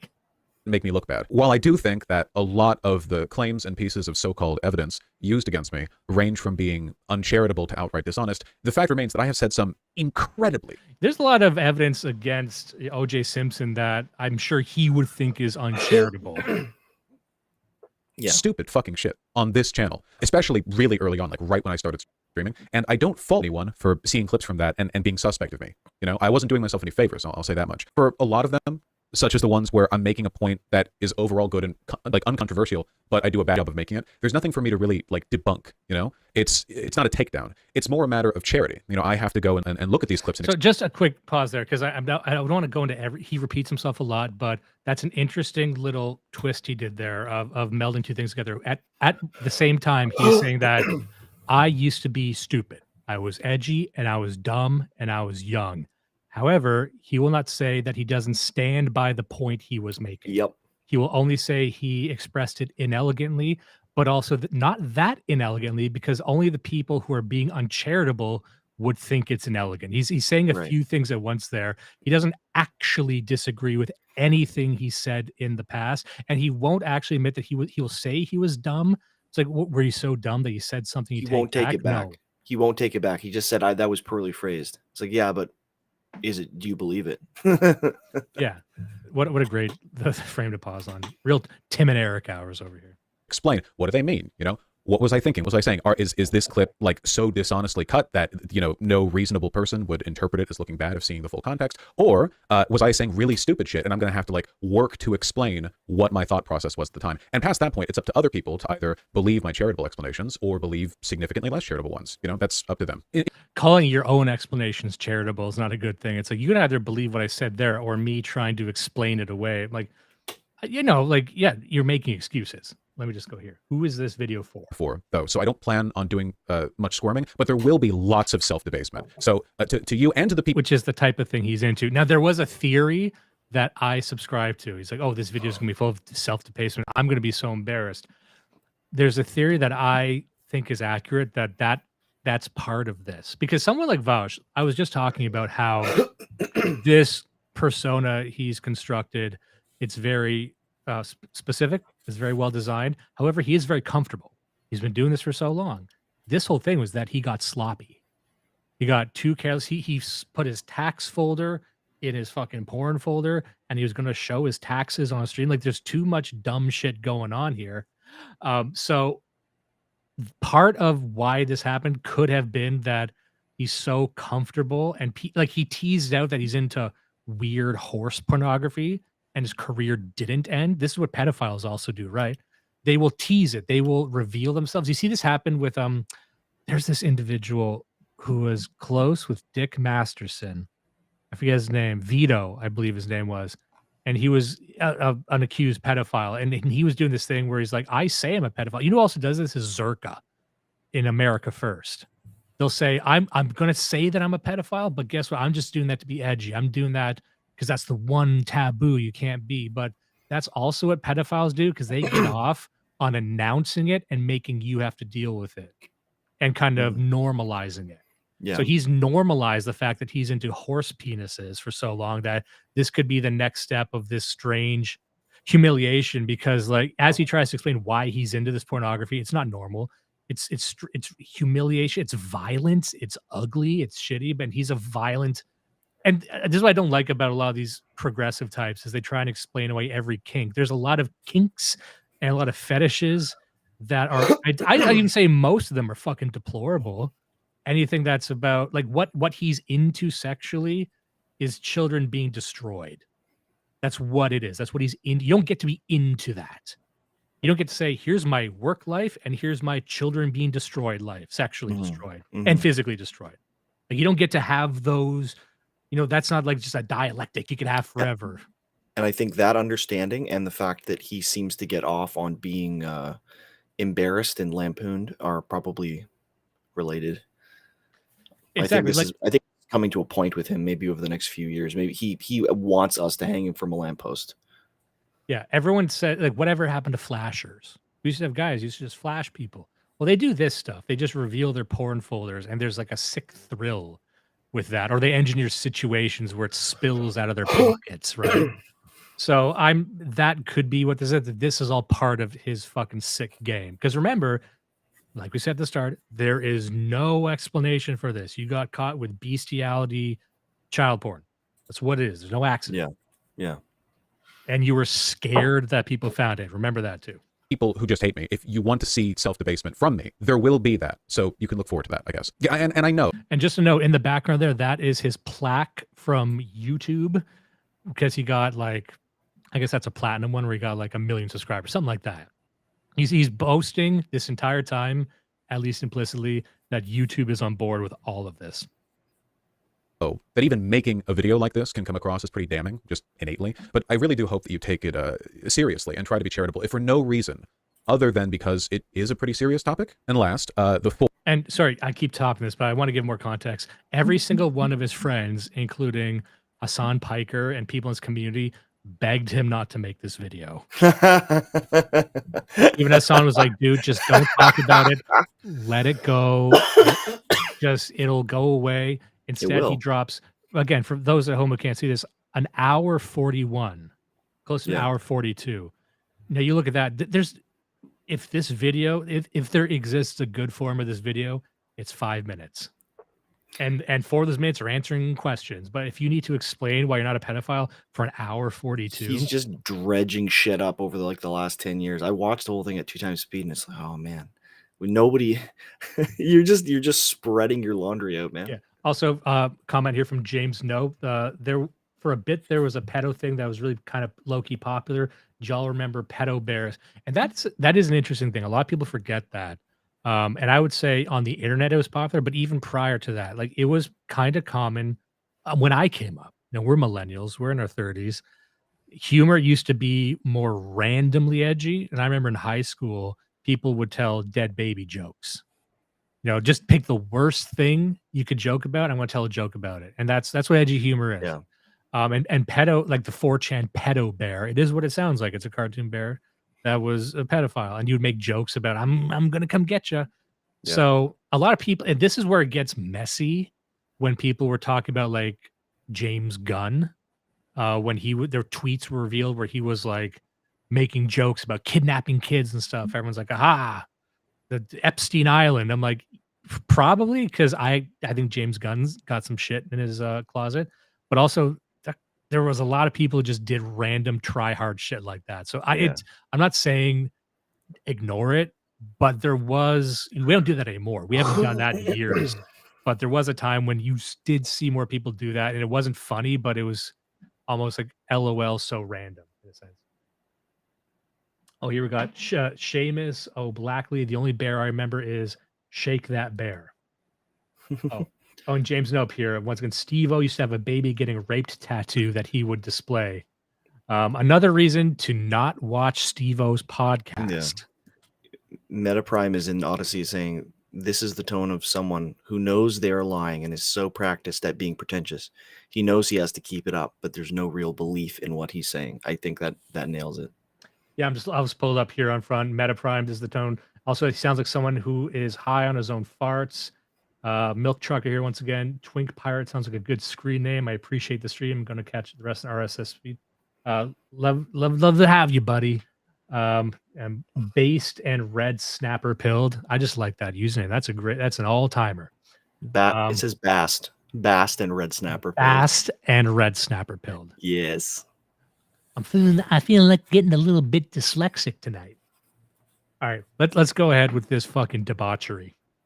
Fourth, and maybe the smallest group of people watching this video are people who are genuinely neutral, or maybe coming in with that. No one's neutral. Anyone who watches any of us, they're not neutral. There's no like fucking dude with an acoustic guitar walking in. Hey, what's this? Blood Satellite? Let's pop that on. Whoa. Hey guys. Oh, hey guys, what's this? Right on. You're talking about whoa. Now hold on a second. Is that the N word? Hey. Playing I'll his see you acoustic later. guitar at the computer as he's listening. Whoa, Phantom Time. Wow, it's fucking crazy. Trudeau, what's he up to? Whoa, Nephilim were real? Maybe this guy is real. I want to hang out with this guy. Wow, fucking Bill Cosby is 20 feet tall? Just an old bit that we did. It's me, I was Cosby, I'm 20 feet tall. Okay. No, please. To see what all the drama's about, or maybe they're from the normie side of my audience. They don't engage with the drama and the community stuff that much. I don't know. This will probably be a weird one for them, but nonetheless, welcome. It's a pretty wide range of people as audiences go, but I'll do my best to explain things and go through all the drama in a way that's clear and straightforward, but also doesn't drag on too long. Now, without further ado, let's get to the content. We'll start with the absolute worst of it, the monstrously stupid argument that I made way back when I first started streaming that has since haunted me and irreparably tarnished my reputation. Again, the eyes of a haunted man. Anyway. Now, this clip is the one that I see cited most often when people are accusing me of being a pedophile. I'm just loading here. That's not even a little surprising to me, though. It sounds pretty bad. In fact, and this is going to be a real hot take, I get to hear a convincing moral or legal argument as to why possession of child pornography should be illegal. Let's just slow that down. I want to, I really wanted to hear that. Okay. Too long. Now, without further ado, let's get to the content are accusing me of being a pedophile. That's not even a little surprising to me, though. It sounds pretty bad. In fact, and this is going to be a real hot take, I have yet to hear a convincing moral or legal argument as to why possession of child pornography should be illegal. Actual child pornography. Like I said. So again, okay, I'm going to let him finish. Pretty bad. This clip after I started streaming, so a significant portion of my career as a live streamer has been spent providing context for the clip. Just some more context. He hasn't been doing this that long. He says it like this is at the beginning of my career, like it was 25 years ago, or you know what I mean? Like, yeah, it was 5 years ago. Yeah, this wasn't that long ago. You don't look that different. You just changed. Speaking of experience and what you've been doing since, as we mentioned before, part of what you've been doing since is practicing covering. Like he's saying it right now. So I've spent the last years defending this and excusing it over and over. So yeah, and that's why you sound very different now than you did then. Yeah. It's not that your opinions have changed. It's not that you're not a bad guy anymore. It's that now you've gotten really, really good at tricking people into thinking that you're not a psycho. Quote, pragmatic culture here. Autistic British libertarians actually fulfill the role of the neutral observer. All right, so here. Clip over and over to running joke in my community, like a rake that I'm cursed to keep walking into over. It hits me in the head. I often see people outside of my community, people who have seen this clip but not seen me address it, mock the idea that any context that I or anyone else could provide could possibly explain away something that sounds that bad. When they see me or my fans say that this or any other clip has been taken out of context, it comes across to them as an effort to shoo away legitimate suspicion, chastising people for having an opinion on something that looks bad. Like, you see a clip that looks bad of me, and then I or a fan of mine comes in and we're like, no, you need to familiarize yourself with like 50 hours of stream lore before you can have an opinion on that. I have seen people weaponize calls for context in that way, so I don't fault others for being like kind of I was going to skip that because, again, he's just like fucking saying the same shit over again. Angry from arguing with chat. However much of a debate bro I'm known for being today, I swear to God, I was so much worse back then. I wanted to construct an argument that would effectively and succinctly convey the severity of the problem, how intertwined human suffering is with the regular products that we buy and use every day.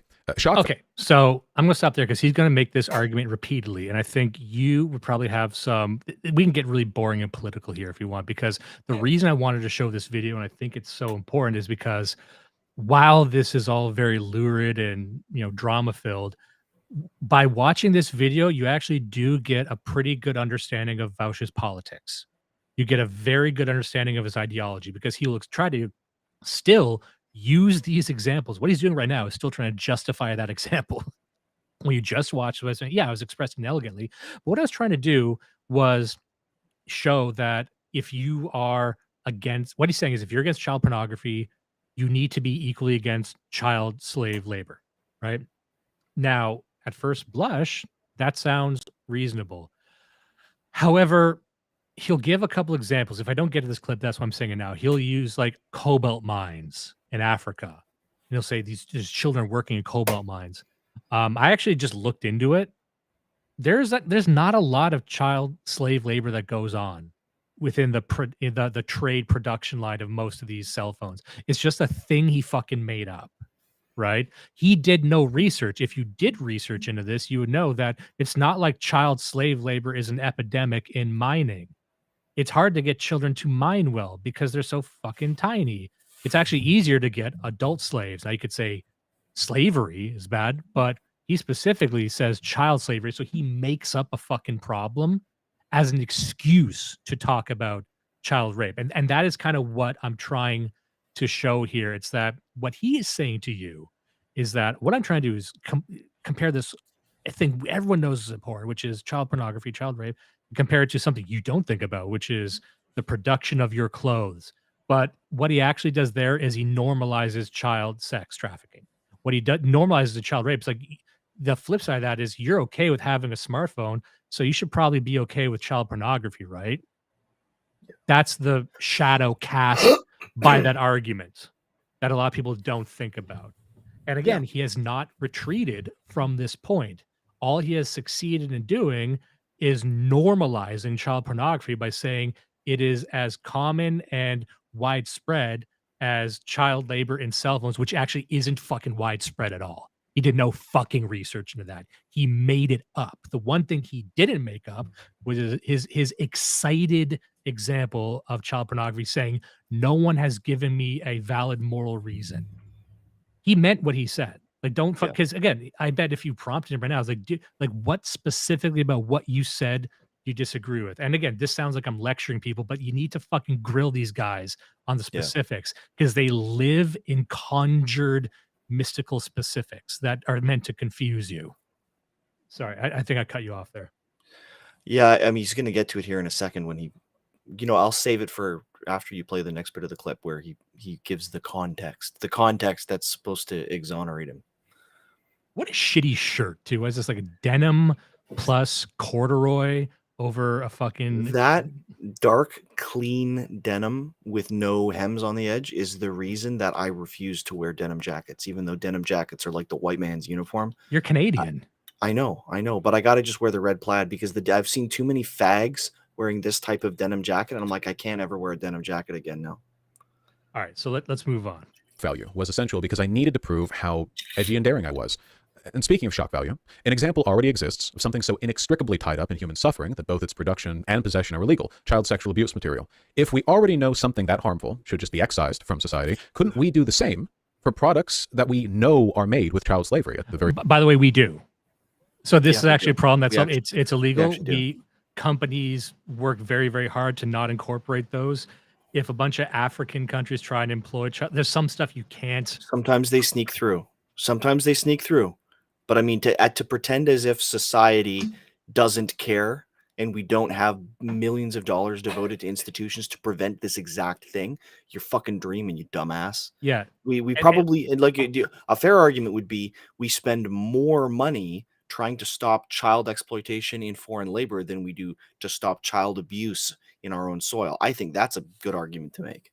I think we should spend, but here we are. Just to give people a peek behind the scenes, and I work very hard not to dox myself on this issue, but let me just say that in the past, I'd worked in the nonprofit sector in a marketing capacity, and I'd worked with some nonprofits that were dealing with child sex trafficking around the world.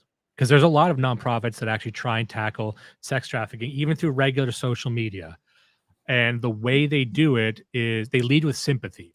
They lead with pedophiles are just, they're sick. No one wants to be attracted to children. So, but if we can get them before they commit a crime, we can actually help them. That's whether or not you agree with it or not, that's what they are doing. And I'll tell you right now, you get pushback from these governments. If you, as a Western nonprofit, if you go into India and say, we want to help, we've noticed that there's an epidemic of child rape in India. No one really talks about that. We kind of assume there is. Yeah. There is. You have no fucking idea how much child rape there is in India. The government will treat you like shit for saying it's a problem. Yeah. You can call bullshit on me all you want. I'm not trying to show documents and emails here, but you will get treated like shit by the Indian fucking government for implying that they have a problem with child sex, and multiply that across Africa, multiply that across about any country that is a hub of this. The rot is so deep that you can't come in peacefully. Yeah. Also, if you want to talk about child labor in India, I don't know about every industry, but I know specifically in agriculture, most of the big ag in India is all for export to Europe, and it's all Jewish owned, and they're mostly run they're greenhouse farms for high-end tomatoes and shit in European grocery stores, and it's all 11, 12, 13-year-old Indian girls who have been essentially sold to the company by their parents. That's just how that industry runs. So that's India for you. India and Israel together feeding Europe. Does that mean Europeans should stop buying tomatoes? I mean, maybe you should look at the source, but does that mean a European buying a tomato is a child rapist? No. What the fuck are you talking about? And don't let this sociopath that's looking at you right now on the screen tell you otherwise. Is a fucking sociopath. And remember, he has not retreated from the example itself. I'll just say it now, but the problem is it's a reversible argument. You can do it either way, right? You can say, if you think child rape is bad, you better stop using your phone.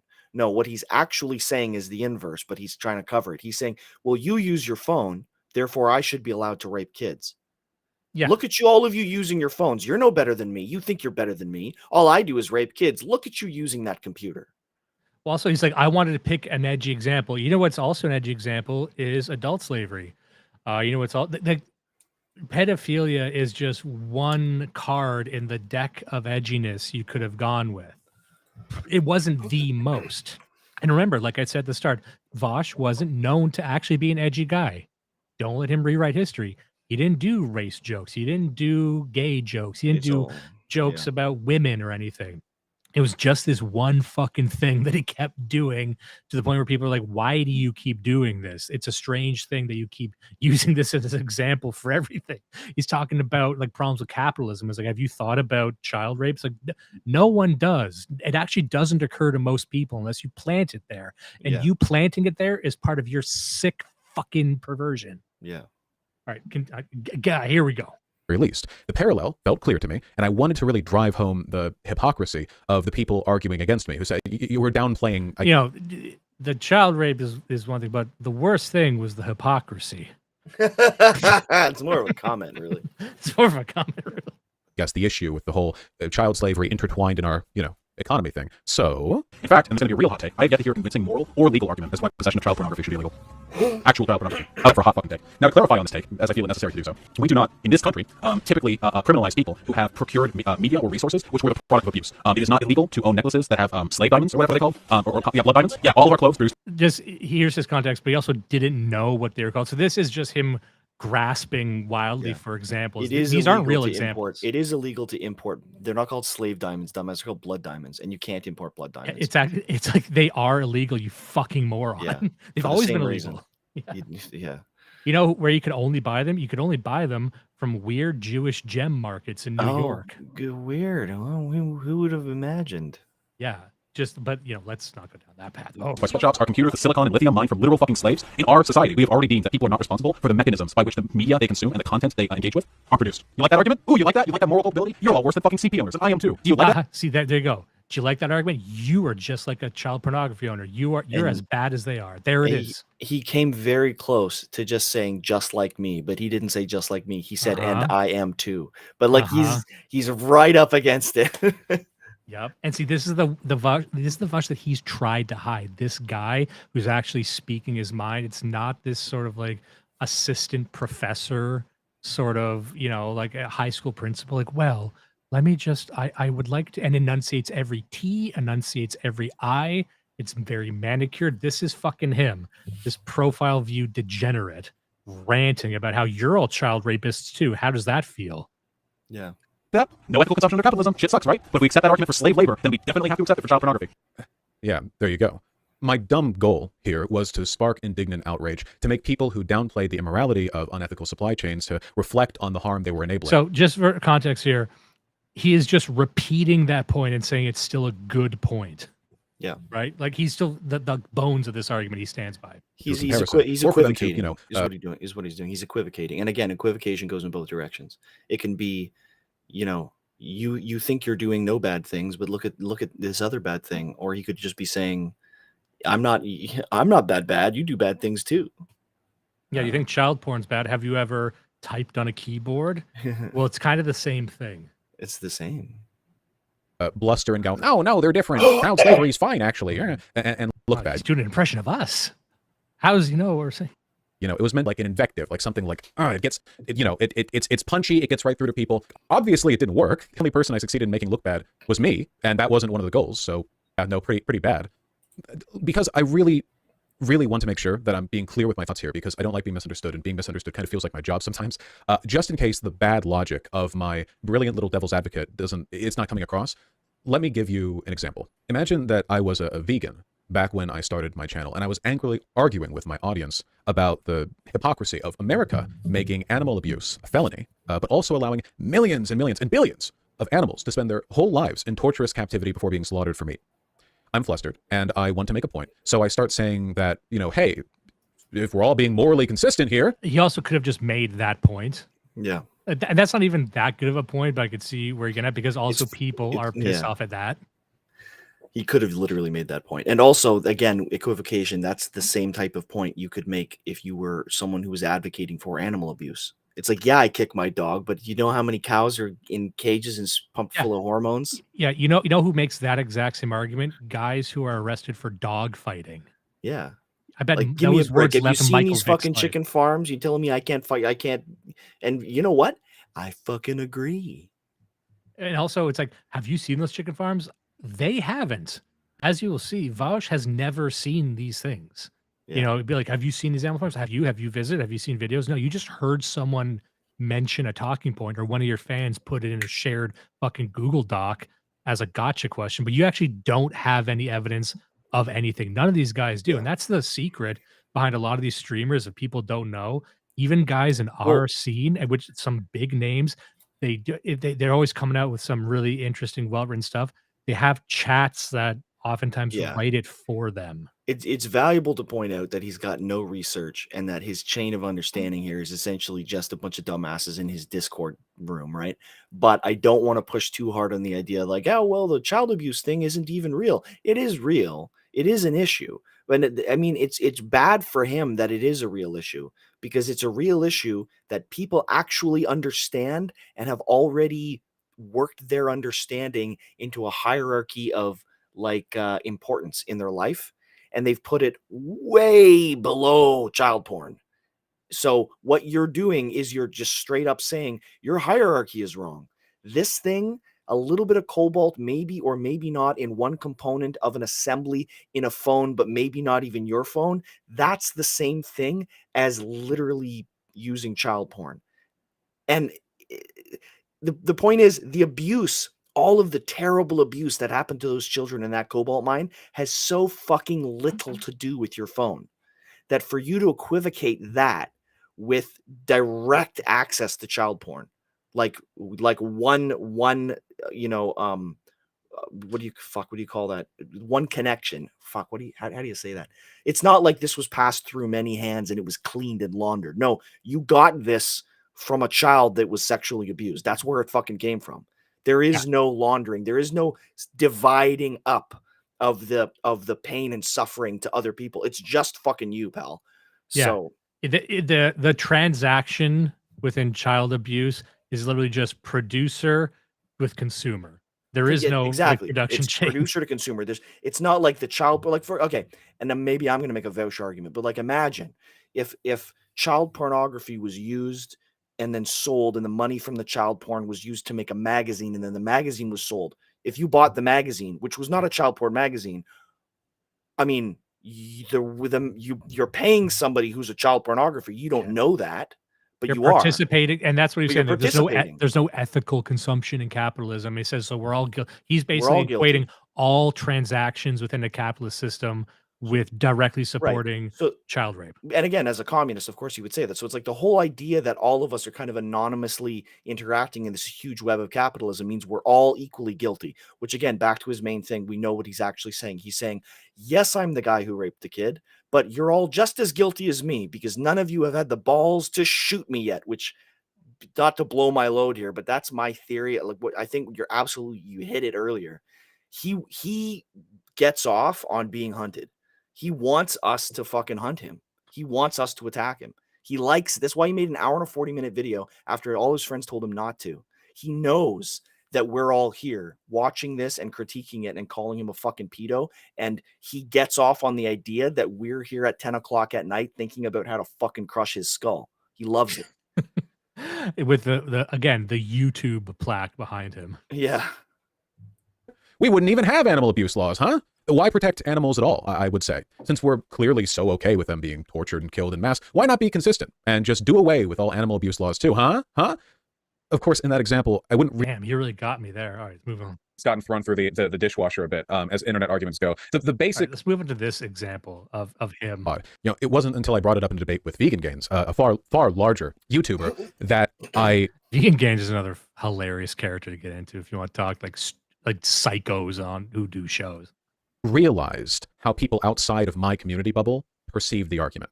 Pedophiles, right, who buy child pornography, would you say they should not be held responsible for doing that? Yes. Really? Even though they're directly supporting child rape?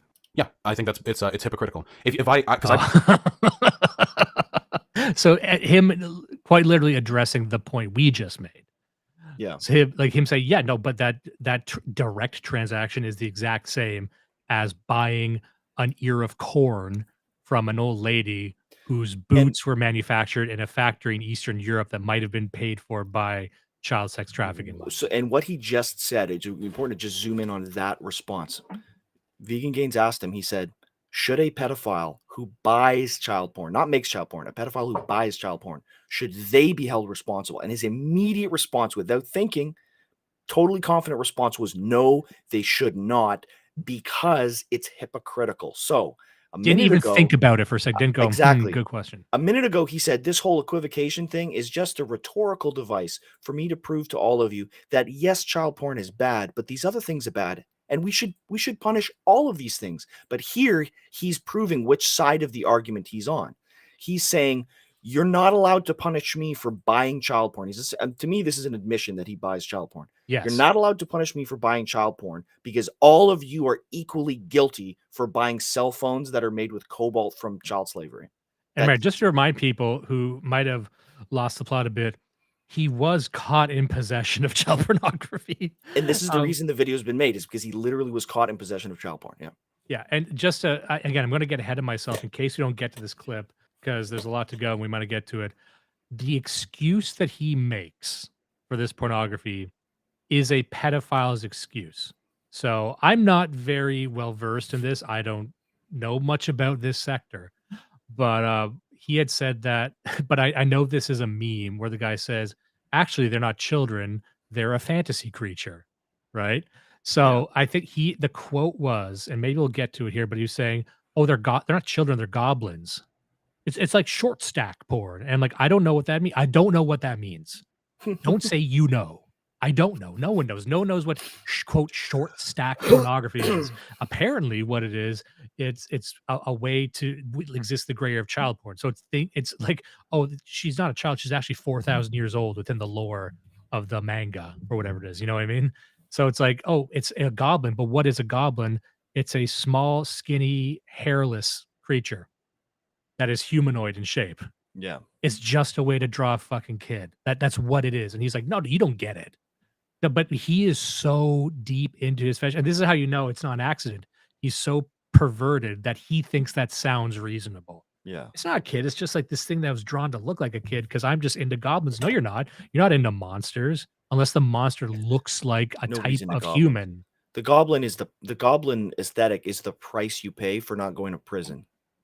It's the sacrifice you're willing to make to have your CP and not go to prison. Yeah.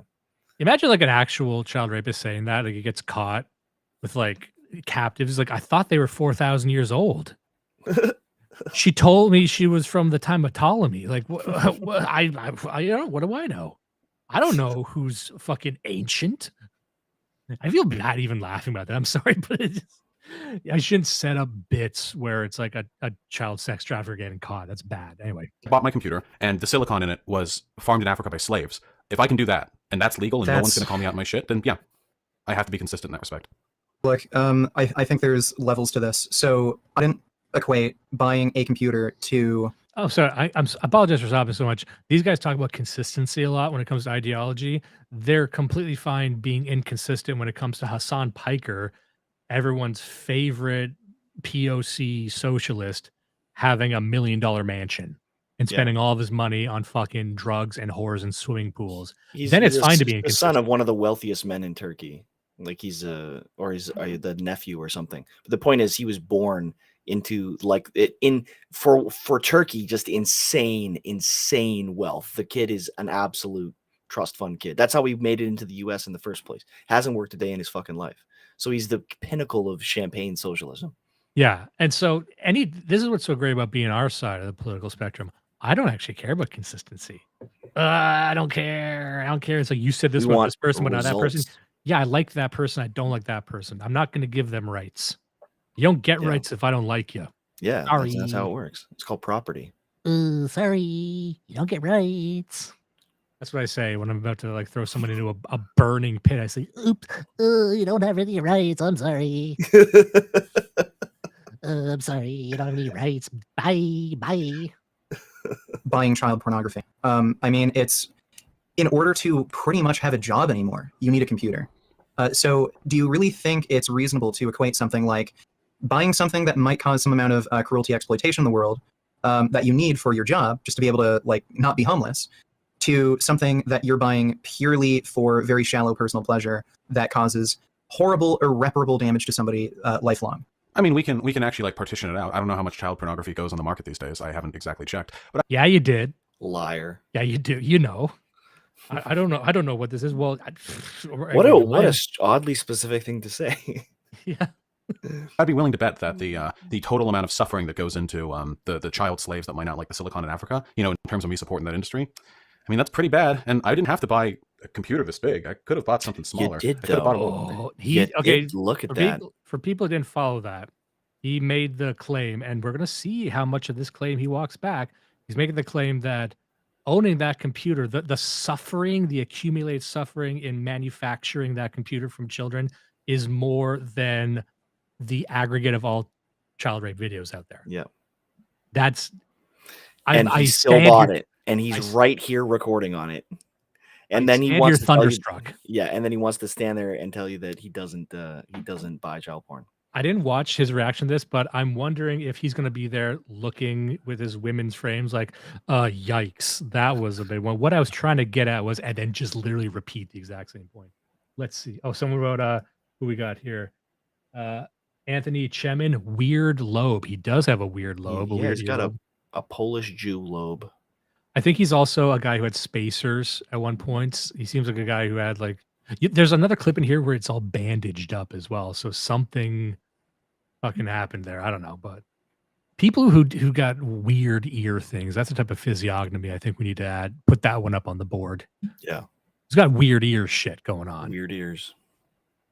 Chromebook. You know, I don't wonder how many more hours slaves had to mine up that silicon to justify me being able to own this. But I'd go with the two: clothing I wear, put together by slave shop work or sweatshop workers. Sorry, glasses, like everything. And if you wanted to step beyond the slavery element, like all of the stuff that I buy, it goes towards corporations. I believe that wage slavery is unethical. The exploitation of workers, everything. So just to be clear, he's also equating child rape to wage slavery. Yeah, you buy contributes to that, unless you're buying from a co-op. Okay, well, look. There are I think we could both agree that reducing suffering in the world is a good thing, correct? Even if you can't get rid of all of it at once. It's always a good thing to reduce suffering. Yes. It's and insane. again, just from a political standpoint, maybe I'd like to hear what you think about this. I don't think it's a good idea just to reduce suffering as much. I think that would be a common refrain. What's wrong with suffering? Sometimes people deserve suffering. Sometimes suffering is in the interest of suffering can be productive. Suffering is necessary sometimes. The whole, I mean, look, I think I'll tell you this right now. I think maybe a majority of the problems in our society, specifically Western civilization, are a result of a concerted effort to reduce suffering. You do not want to reduce suffering. Like, don't fix something if you don't know how it fucking works. Suffering has a function. Maybe is that too Protestant? I don't know. Suffering's useful. Oh, we got James up here. Equating child rape to earning a living is a bold move, really. Yeah, let's see if it pays off for him. To me, that I needed that kind of external confirmation to understand how bad it looked, how bad the argument was. But I have a very low opinion of me in a lot of these older clips. It just makes me look fucking stupid, to be honest. As you know, as it turns out, when you're talking to other people and making arguments about ethical labor or labor laws or whatever, engaging in this kind of argument doesn't make people want to, you know, they don't get like blustered and confront you in a debate about labor laws. It makes them want to call you a pedophile, obviously. So yeah, that's the explanation for the argument. Like I said before, it does reflect really poorly on me, but only in regard to my intelligence and character, not any sort of paraphilia. The clip is from very early on in my career. I think the original stream VOD was actually lost when my Twitch channel was first trust me, bro. what the argument was. But I have a very low opinion of that clip. I don't know who made this. I hope they're doing well. None of it is, yeah, I agree. None of it is ethical. But we've already made this social decision that people are not responsible for the systems by which the stuff they own is produced. We've already made that decision. You're right. You're kind of revealing your power level. No, this is exactly what I fucking mean. I'm right, but I'm revealing my fucking pedo power level because I'm right. No, this is a moral inconsistency in society. The answer should be that all of these things are bad. Hopefully that makes what I was doing there a little more clear, even if the way I chose to do it was really, really stupid. So there you go. Again, didn't sound like he's backed away from the point. He's like, oh, that's a clip, but you know. He was comfortable putting that in because at the end of it, he says the answer is all of these things are bad. Well, I mean, you can say that, dude. You can say whatever you want, but you're the one equivocating all of it, which none of us agree with. Like everyone disagrees with you, dude. And on top of that, because you believe this, you should be the one leading the charge of like not using a computer and a phone and not wearing cotton that wasn't grown locally from a co-op. Like, if you're the one who believes all this shit and you don't do it, then you're definitely a pedophile. It doesn't matter what you say. And then at the end of it, he's like, at the previous one, he's saying, oh yeah, well, anyways, he essentially said it was a trust me, bro. He's like, don't worry about any of that. I was such an idiot. It definitely does not reflect on any kind of paraphilia. Like, okay, and why does it not? Everything about it reflects on your paraphilia. Everything. It's 1,000 red flags at once. And you're just telling us to believe you that it doesn't. Like, I want to skip ahead to this clip here. He did a debate with an individual by the name of Mr. Girl, who is someone I hope reaches a bigger psycho, a painful end sometime this year. I don't know. I'm not saying it nothing about nothing, but maybe by Christmas. That'd be super. If I read a headline that he was ripped apart by dogs, it would be a good day. He is the embodiment of what many women would call the ick. Apply to all social critique. If I said that America has a problem with racism, for example, hypothetically, if you could imagine such a world, does that mean I'm projecting my own racism just innately? Here's an example of this exact thing happening live quite recently. The average American man would be most attracted to. Which hypothetical strip club would be the... This is Mr. Girl, by the way, and that's Ethan Klein watching him, who, you know, we're no friends of Ethan Klein here, but whatever. Most crowded if they all open tomorrow? I think it would be somewhere from 14. No, I think it'd be somewhere from 14 to 17. I don't think we've changed. This motherfucker wants to fuck 14-year-olds. Okay. That is a child. What a crazy clip. That guy I'm talking to in that clip, Mr. Girl, is, well, if he's not a pedophile, he does an amazing impression of one. I'll say that much. And he spent that entire goddamn debate. Well, why is that? Well, because he actually didn't get caught with child pornography and you did. So, being a creepy piece of shit to me, asking me weird fucking questions. I think when he first got on call, he wanted to talk about how he thought he could have debated Hitler out of doing the Holocaust. You know, it started funny crazy like that, but over time it just got creepier and creepier, and eventually I just kicked him from the call in disgust. He's one of the reasons that I don't have a debating all comers policy anymore. You know, you got to filter some of these people. So, all right, where's the context, right? Well, here's a clip from that debate of Mr. Girl asking me that question the first time. Here's a thought experiment. I'm gonna open a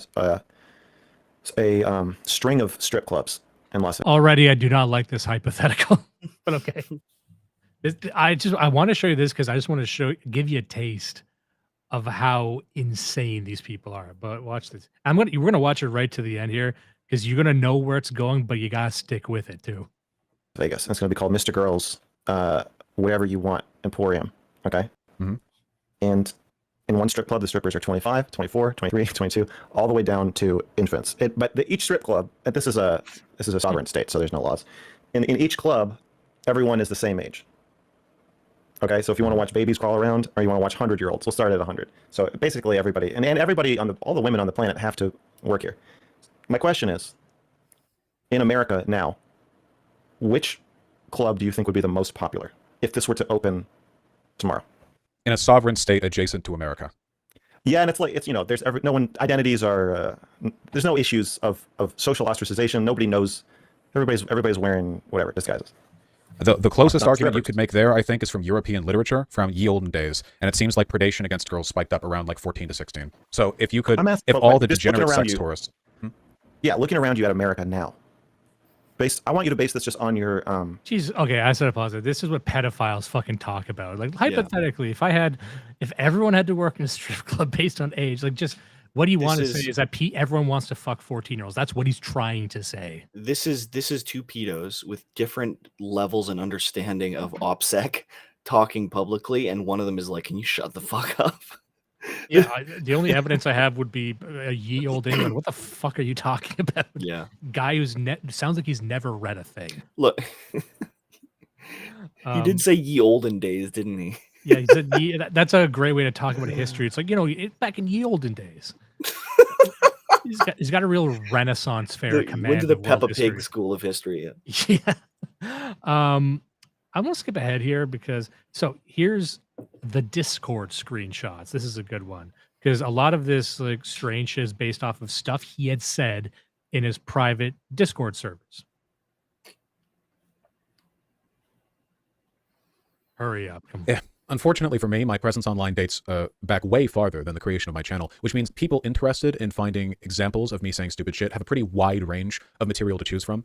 Before I had a channel or was even known as Vaush, I was a frequent and notorious... It's just not to belabor the point here, but he always uses the word stupid and dumb, but not morally wrong. Like if I found someone had evidence of something I had said when I was fucking 21, an edgy post where I made a child rape joke, I would say, I condemn that. I don't stand for that at all.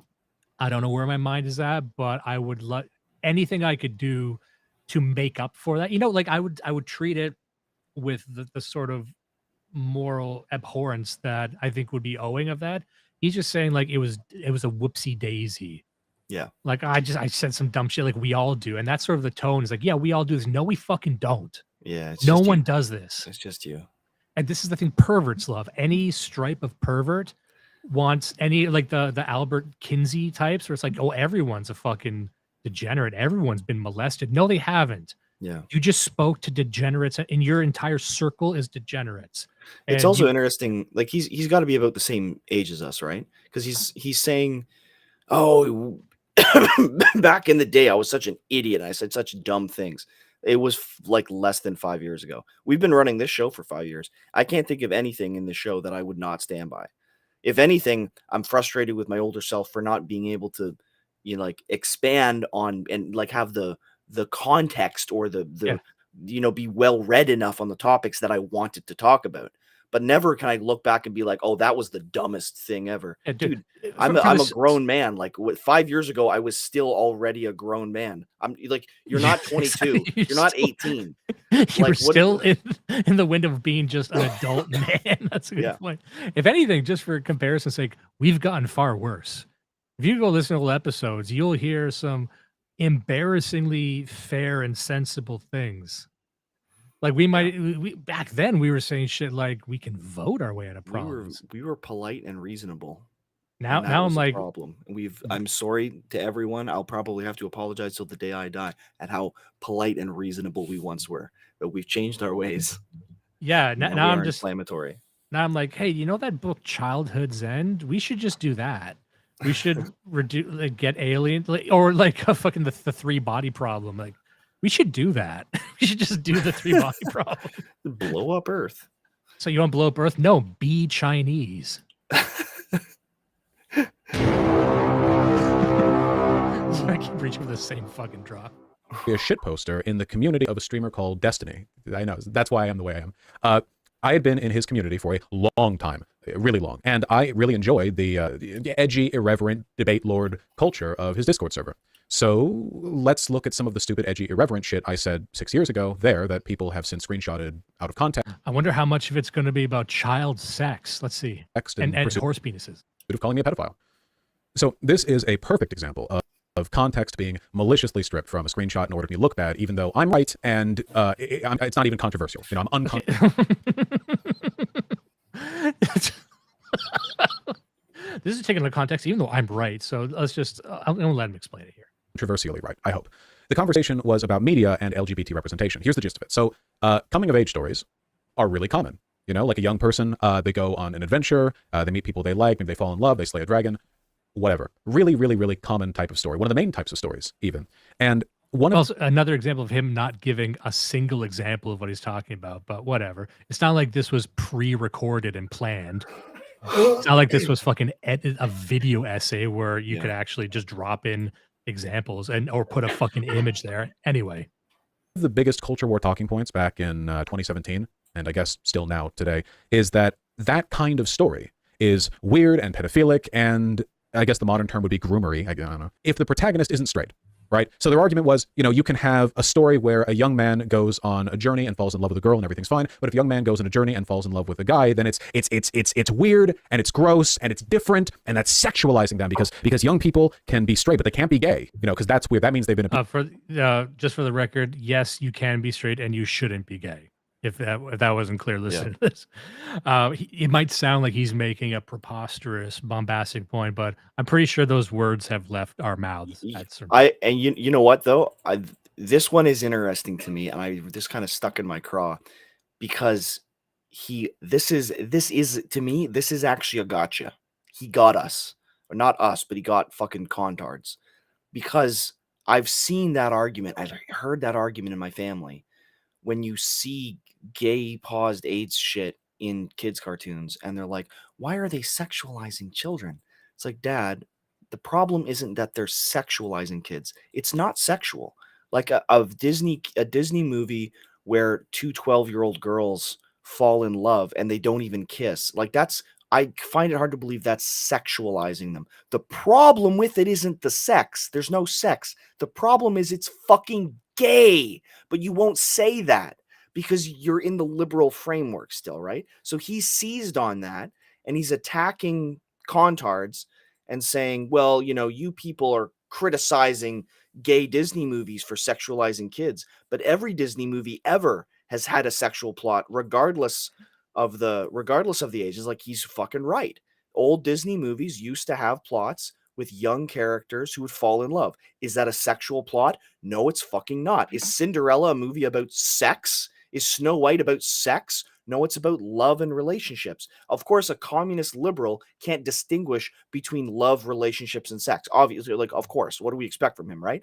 But he is right that conservatives will pick on this and say the problem with gay shit in our films is sex. It's not. It's kind of like conservatives saying the problem with racism is they're trying to divide us. They're not trying to divide us. They're trying to exterminate whites. It's not the same thing. It's like he's actually right, but he's just using the rightness to cover for the fact that he's a fucking pedophile. I'm sorry. It's not the case that whites and blacks just get along absent, you know, fucking Menace to Society or Juice or any fucking movie that they watch. It's just, I think that seems to happen. But yeah, that's. I don't want to keep repeating that point because you made a very good argument. Let's keep playing. abused or whatever. That's the argument that I was pressing against, and hopefully everyone watching understands it's a ridiculous and homophobic and irrational argument. It's a stupid double standard. No, it is homophobic. It's but homophobic, it, yeah. but it is correct. rational. Like Because contards won't stand behind their own homophobia. They're afraid of their own homophobia. You should. We're not afraid of. I'm not afraid of gays. Gays are harmless. I hate them. They're not harmless. I mean, they rape kids. That's the reason I hate them. So I hate gays. I want to destroy them. I'm going to get rid of them. So it's not a fear thing. So yeah, it is an anti-gay position. The problem with it is that conservatives won't take the position. Anyway. Yeah. I mean, it's like they're not sexualizing it. If I see two gay men kissing, I just want to spring with a fire hose. Yeah, not to get them wet. Just fucking throw a glass at his head. To blast them into a haunted forest. That's what I want to do. It's not even because they rape kids. I just think it's yucky. I don't want to see it. I don't want to see it. Yeah. I don't want to see fucking Persian rug stores. The only one per city. The only video of gay romance in a forest that I want to see is the live leak of the two men that you just blasted into that forest being chased by an eldritch horror. Being chased by an old witch, and then they try to befriend the witch because it's in the nature of gay men to collect hags. But that's what I was pushing back against. The exploring sexuality there in that context means it being incorporated as a plot element, like in every story, right? The Last Airbender, Aang likes Katara. Spoilers. That's sexuality. That's heterosexuality, No, I believe, is the it's term. not. No, it's not, dumbass. That's not sex. That's not exploring sexuality. That's normal human relations. And this is something, yeah, this is something corollary to that nefarious is too. there's so many things related to this. It's the same. It touches on the idea of like, can men and women have normal platonic friendships? No, it's not possible. I'm sorry, we're not built that way. You cannot. Every relationship between a man and a woman has a sexual element, but at the same time, it's not sex in the sense that you as a degenerate communist view sex. It's sex as in the differences between the genders create a dynamic. I don't know how else to describe it, but like you're talking about boys and girls on the playground without being told. Boys, when they're 7, think girls have cooties. Why don't they think boys have cooties? Because they fucking know there's a difference between the genders.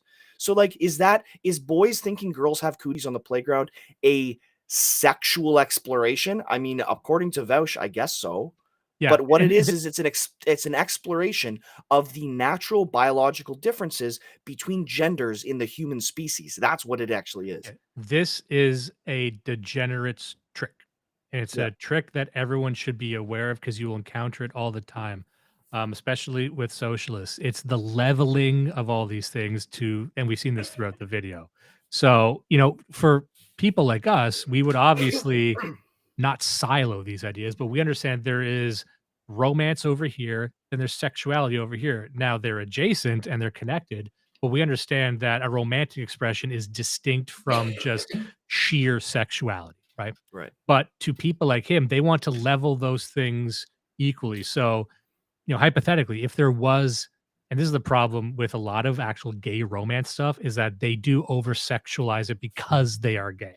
That there is more lurid descriptions of sexual acts or implied acts, where with a heterosexual, they could just be like a kiss and it's love. It's very spiritual. But with gay stuff, it's very animalistic. And it's more about the act, dancing around the act of sodomy.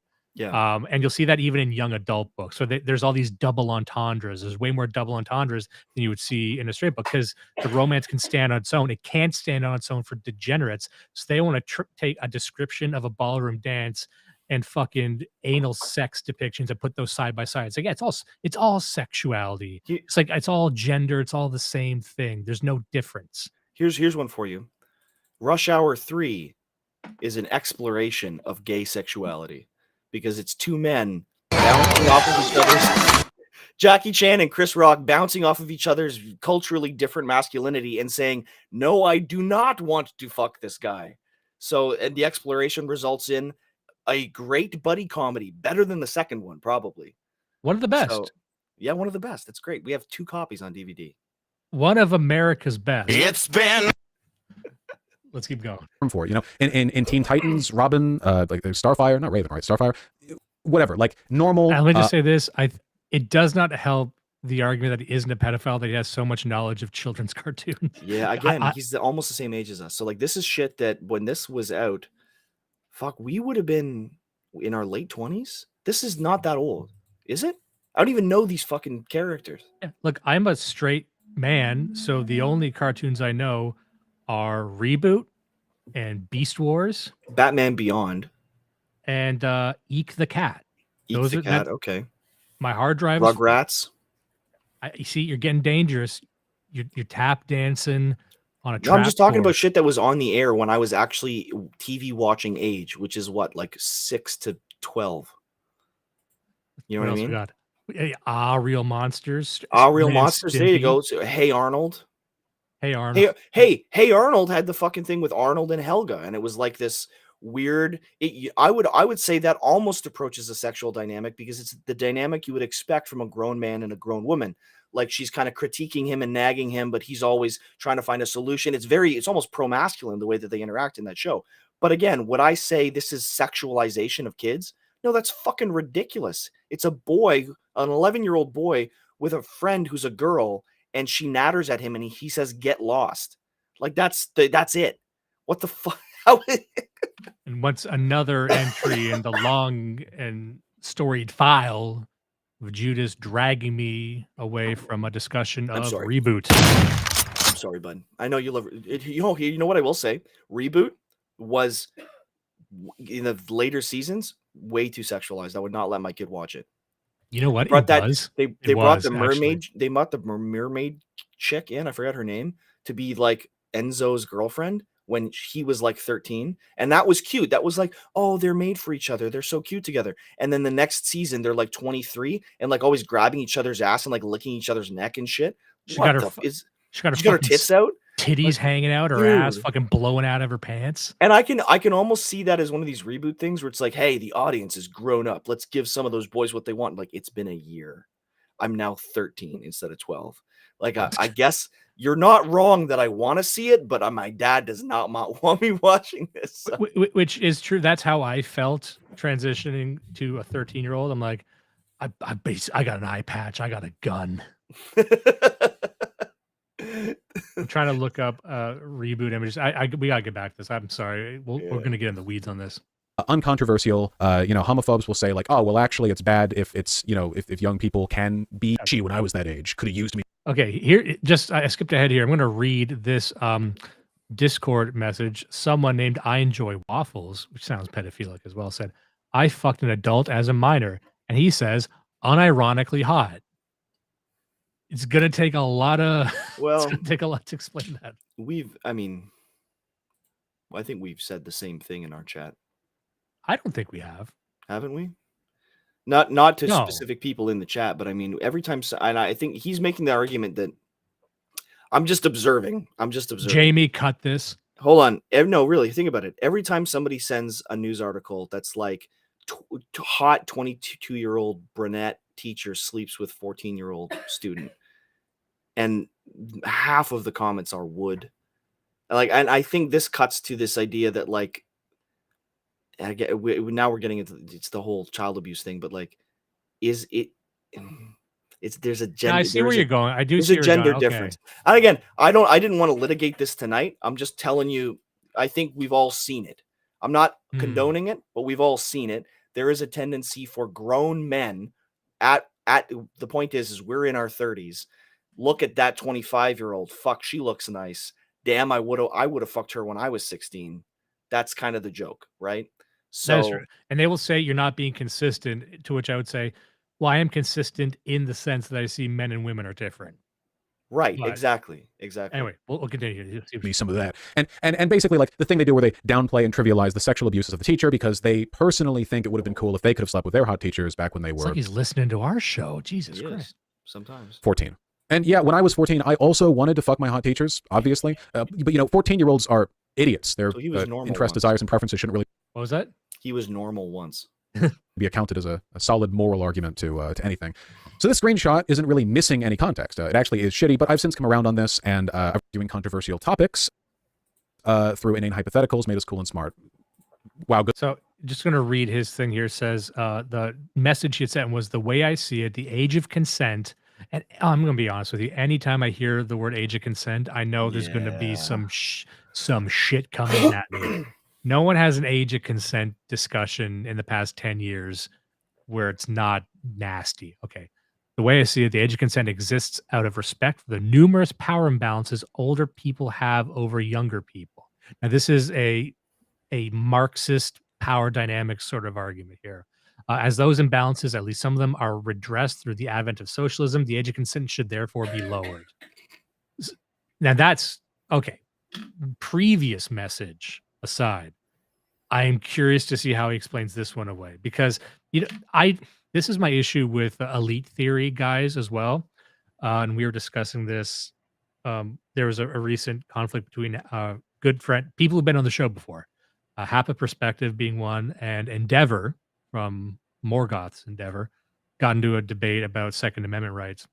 And Endeavor was making an elite theory argument. I won't litigate that whole thing here, but what I notice about elite theory guys, and I include academic agent in this, is they tend not to give a lot of deep historical examples, or at least I haven't heard it. And when they speak of power, they speak of power just as this sort of upper echelon thing that just these people, like there's just a powerful people.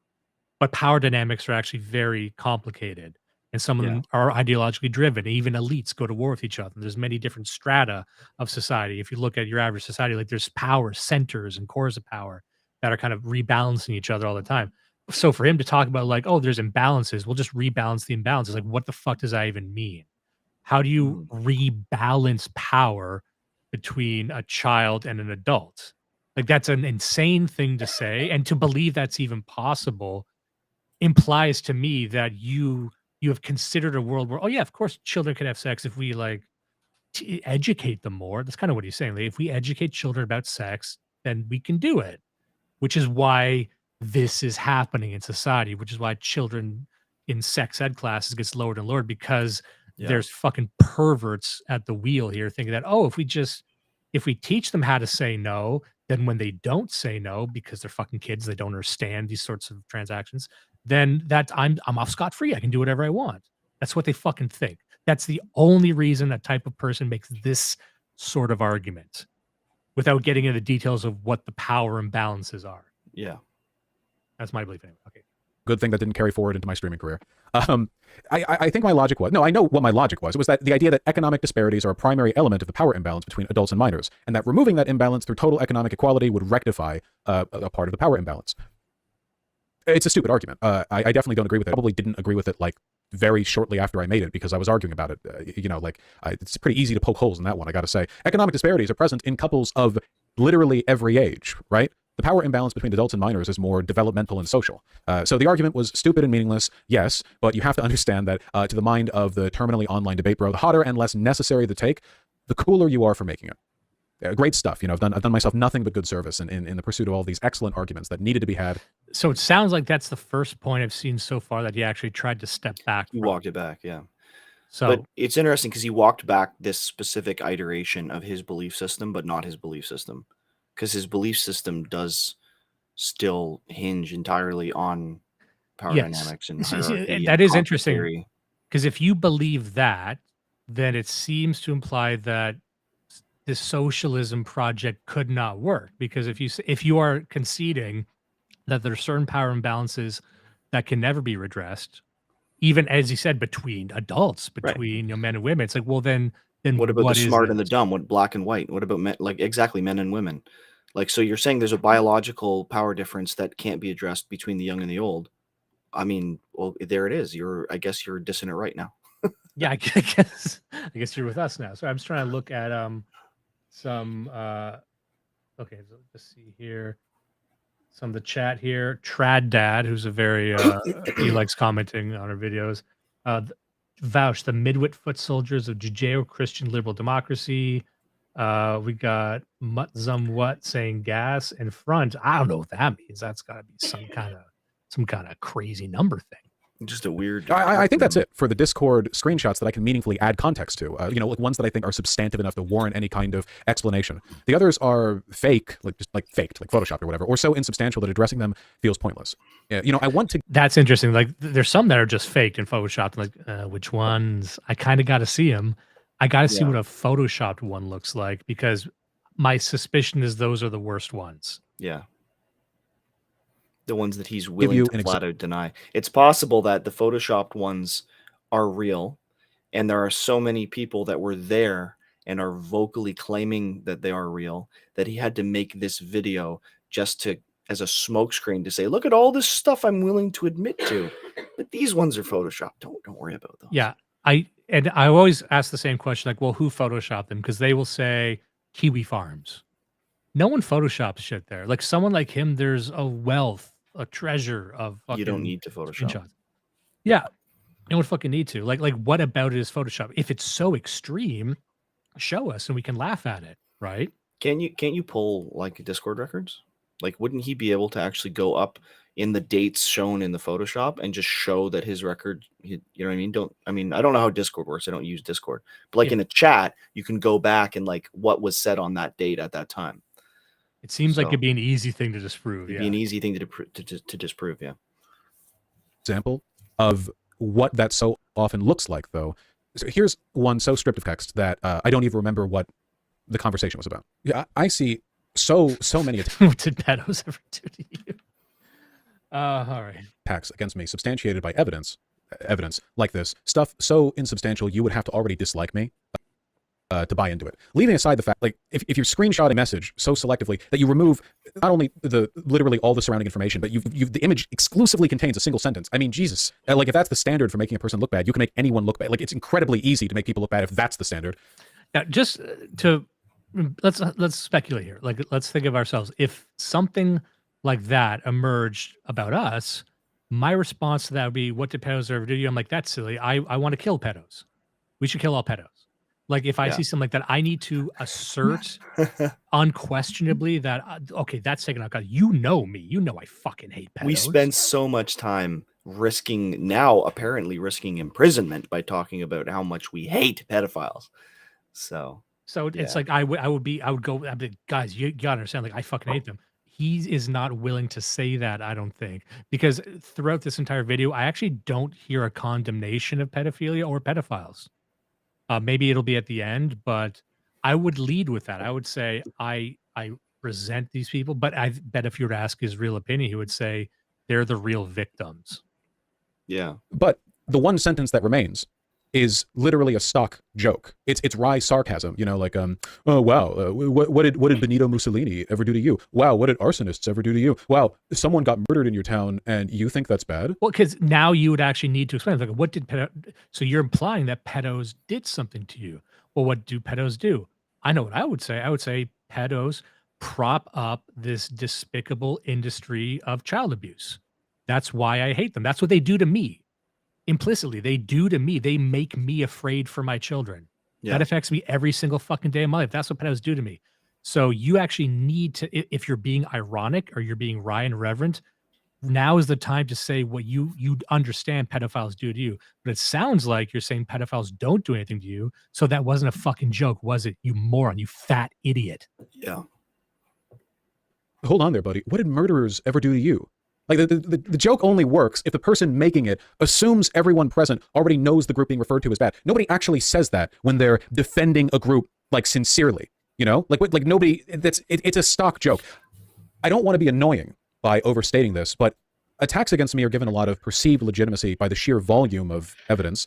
But if you actually, I just want to clip that. It's like, these attacks are given legitimacy by the sheer volume of evidence. I mean, if you look into that volume, a lot of it is just nothing. I can't tell you how frustrating it is to see some gigantic ultimate compilation of evidence against Vaush with 100 links. And then you look into them and fully, like 90% of those links are just nothing, sheer filler, completely meaningless. But to everyone else, it might as well be 100 bulletproof accusations because they're never actually going to look at them. I'm not just saying that. It's hard to find anything that has like 100 pieces of evidence, though. The other thing is we don't need. There's probably not 100 pieces of evidence that prove that we're Canadian. If he's got 100 pieces of evidence that show that he's a fucking pedophile, that's staggering. We only need one to put you in prison, and we only need a fraction of one to destroy your credibility. So, I mean, yeah, that's why it's so funny to see a mountain of it. Yeah. I've been online for a while. I know how internet drama works. You hear about a person being bad. You hear about them being bad so many times. You know, people say, oh, look, here's the evidence of it's a big, like, you think everyone reads those big twit longers? all those big documents, those 18-page Google Docs that people drop with all the evidence of this and that. Most people don't read all of Yeah, that. they do actually. That's actually the main driver of engagement on Twitter. That Yeah. sounds like a meager point to make, but Liberal spotted here. He doesn't read the Google Docs. yeah, that's actually one of the top recommended ways to make your tweet go viral, to break out of the algorithmic cage that most people are in. Anyway, so he just said a dumb wrong thing. And for the most part, you know, if there's a lot of evidence towards a person being bad or a lot of perceived evidence, I don't think that's nothing. But I don't want to, you know, I can't, like, we can't pretend that it's not impossible to pack a bunch of sawdust in with the grain. I wonder how much evidence would be there. You know, I'm just gonna again speculate. I think I recall him or people like him implying that Kyle Rittenhouse was like a far right terrorist, and the only piece of evidence they had was that he crossed state lines with a gun. So that was enough to condemn him for whatever it is they're condemning him for. But 100 pieces of evidence of pedophilia, like that's like what? Who reads that? That is the argument he just made. Like, who reads this stuff? I do. I read it. I watch. Like, I do the research. I am a fucking certified maniac, and that means that I know things. You don't know things because you're trying to be hyper normal. Trying to be like real people. I'm real. And I'm a fucking psycho. That makes me more real. I'm the most real. I am out of my fucking mind. That makes me hyper real. Go ahead. You know? And I think that oftentimes I am either responding to people who have a couple of very pointed criticisms, almost always the child labor argument thing, which I've talked about, of course. But the more frustrating one is, like, sometimes, you know, you see people saying stuff about me and you turn and look behind them to see what, like, evidence they've mounted. And a lot of it is like nothing. And I feel like if you could tell them, like, hey, turn around, like, look at what you're using. Do you not think it would be good for you to stand by any of these criticisms? Or, yeah, my frustration here is clear. I don't want to oversell it. I have said legitimately stupid stuff. You know, I'm not trying to deny that or downplay that. I'm only saying that it makes it more difficult for me to just, again, call attention to this. Stupid, not what's a good word for this? Abhorrent, traumatic, hurtful. There's a lot of words you could use. Like, I think the things I said were rotten. You know, dumb doesn't cut it. to address or give context to those things, give people the opportunity to decide for themselves with the real information how they feel about me, when it's all being kind of, buckshotted at me in a big cloud of nonsense. I don't want to harp endlessly about that nonsense because I feel like it does take away from the substantial stuff. But like, look at this. Look at this. This is like, here's a screenshot. Here's the kind of shit I see. Like, to be fair, this quote, he's looking at a poster that says Salem pedophile trials. This does sound like something someone from our chat would say. Yes. We just took it out. So I might be with him on that one. like, what does this mean? Why do I see this included as what did I mean here? I don't know. How is this supposed to implicate me? Why is this being presented as evidence that I'm a pedophile? Like, Jesus, look at this one. I wrap up my. Here's the thing.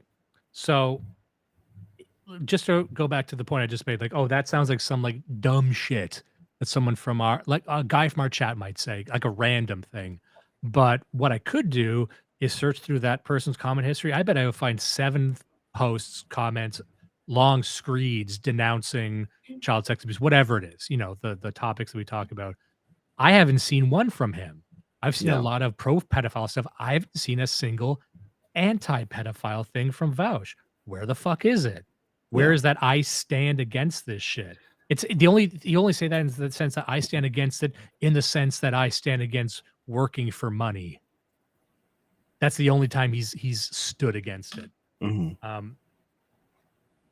My afternoon classes, I get back home to my computer, I open Discord to find the brain geniuses of Destiny's community having a spirited and extremely necessary debate on the subject of sex bots that look like children. So I sigh deeply, bring my fingertips to the keyboard, and type, "This is why I come here. My professors never want to talk about pedophile sex bots." I mean, the only thing I'm doing here is mocking the topic being discussed, which was, I feel, appropriate. This was all the way back in 2017, so if nothing else, you can see the vat my brain was stewing in before I went on to make my channel and immediately kneecap it with a meaningless, counterproductive, pointlessly edgy devil's advocate. There's constructed social environments for you. Again, I'm not saying that they're screen with no delay, and folks are always screen capturing the feed, so I knew the contents of my to be sorted folder and the preview window were He's talking about the clip in question where he reveals the folder. I know we got to get going soon. We've been going for a while, and I know you got going to bed, but if you can make another 5 to 10 minutes. I you do can that? do it. Tomorrow I am taking a half day anyway, so I'm good. Okay. Vocably public knowledge. But to be honest, that didn't really bother me too much. It was embarrassing, sure, but mostly because it made me look like a careless idiot, not because I was ashamed of the, like, furry, demon, monster, GF, big dick porn stuff I knew I had in there. You know, I rambled about liking all that stuff on stream before, not a secret, and I thought, you know, maybe, in a way, this fuck-up would come across kind of charming. You know, like, that's my streamer, that fucking idiot right there. My community was already making a big joke of it by the time I went live again. Of course, I knew as soon as the folder opened on stream that it would be pretty easy for people to lie about what it contained. Remember, he's saying that it's like a cool, funny, charming thing now. He was freaking out. He was panicked the moment he went to find his tax folder, and it was in his pornography folder that had to be sorted. By the way, if you're not afraid of it, like if you're not embarrassed, why did you call it taxes and not porn to be sorted? Like I'm pretty clear. Like I have a lot of folders on my desktop and through my hard drive. No, and I usually name them what I want. You name it taxes because you don't want anybody. No, let's be clear. That the folder with his taxes was within the folder that was porn to be sorted. What? He kept his taxes in his porn folder. So he's actually, this is not even a degenerate thing. This is like you are bad at Windows. This is just a lot of people you're said disorganized. That's very it's weirdly disorganized because the implication there is that he's whacking off to taxes, which if it like, he if would. heaven, He's a socialist. Of course he would. All he wants is taxes. that is such a good comment. I do not want to trample that. The socialists jerking off to taxes. I'm sure someone said that before, like it's low hanging fruit, but yeah. Pain to stir up drama or cause me trouble or for any other reason. So when later on in that stream, 1 or 2 people came to chat and they said, hey, there was lolly in there. You know, I figured they were just causing trouble and I banned them. Of course, we know where this is going. By the next day, I had learned from what felt like the entire goddamn internet that 2 of the images in my folder preview window were actually from a well-known lolicon artist, and therefore definitely intended to be lolly shit, which has to be the worst possible way to find out about that sort of thing. Now, okay, without showing the image, it was clear what it was. I'm not going to describe it, but you know, from a distance, you can say, "Oh, that's the individual is a child." Like, there's no fucking mistaking absolutely no mistaking it. But again, this is to him with the whole goblin thing where it's like, well, I mean, I don't know who the character is. I thought they were a 4,000-year-old dragonborn or something. Actually, which is to say, I need to go to the washroom quickly. Can you keep talking for just yes? a second? Oh, I'm gonna. To him, the character as created by the artist, never mind how much of a fucking the character's age as created by the artist is more important than the physiognomy as it's drawn. And to me, the obvious problem with this is you're not jacking off to the fucking character narrative. You're jacking off to the physiognomy. You're jacking off to the shape of a child. You're looking at a child. Like this is one of the easiest. Fuck, man. We're not going to do a violence tonight, boys. We're not doing violence tonight. We're doing this is easy peasy discussion, analysis, deconstruction of a weird gay man and his admission to pedophilia. But right, so man, do I ever hope that he loses his career over this. I really hope he goes away. Either to prison or just he disappears. Like, man. So there is evidence that people have shown that his subscriber count's been going down. The response to this has not been great. And we'll see if he keeps digging himself a hole. Like, the fact that this video is still up is wild to me. Yeah. This was recorded days ago. I thought he would have, if you read the comments of it, in fact, let's just do that right now. Let's have a look at the comments.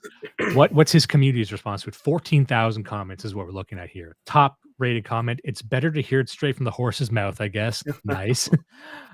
Second, you know, they're making fun of him for being a video essayist. They're making, because he's a live streamer. It's like, oh, you made a video essay. Ha ha ha. Cult much? Yeah. Let's see here. The moral of the story is that Vegan Games was the only person with consistent morals throughout the whole drama.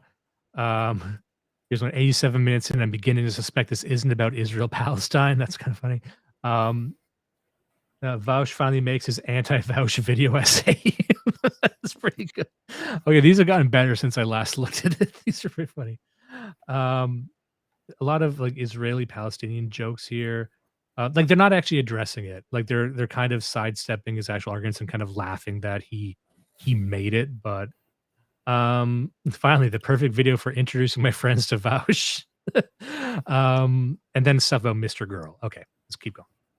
Obviously, the accusation here isn't just that I had those images saved. That part's true, not really an accusation, but also that I must have known that they were lolicon and saved them because they were lolicon. Yes, you did. Yes, you did. You did. You clearly did. What else is the process when you save an image? You just slammed the door shut behind you and locked it, you dumbass. It would have been better for you to argue that the images people have seen are photoshopped. Just deny it. Deny, because now you're saying the images are real, but there's no way I could have possibly known they depict children. They obviously depict children. We've all seen what children look like. What the fuck are you talking about? It's like what this man is trying to do is he's hoping that you've never saved an image to your computer before. Yes. That you're confused. Like, you know how people get all confused when they just start saving things. That's not how a human being. I'm not an expert at children or saving images in the Windows operating system. I don't know how I could have been expected to make the right decision. What if this is a good part to end on, because this is just, I've never seen someone, dig themselves into a hole like this. Now, the obvious and predictable, but nonetheless from me, is that no, I didn't know that, and that must not have been the impression I got from those two drawings, because if I had gotten that impression, then I wouldn't have saved them. I mean, drawings are... Well, if it looked like child pornography, I wouldn't have downloaded it. Well, it does, and you did. Yeah. This is mind blowing. This is fucking. It's also like, even if it was like somebody got into your search history and they found that you scrolled through a page and lingered on something, is one thing, but like you clicked on it, hit save image as, and then picked a folder and then put it in the folder and then scrolled by it for days on end as you put more images in. How long has it been in there? Months? Weeks? Like, it's so intentional. It's so fucking intentional. You know what you could do, Vaush? You know what you should do? You should take everyone on a tour of your porn folder. You should have done it right away. That's what you should have done. You should, if you are so open with everyone about I like monsters, which is it just right away sounds like a sneaky way to get away with something. Fine.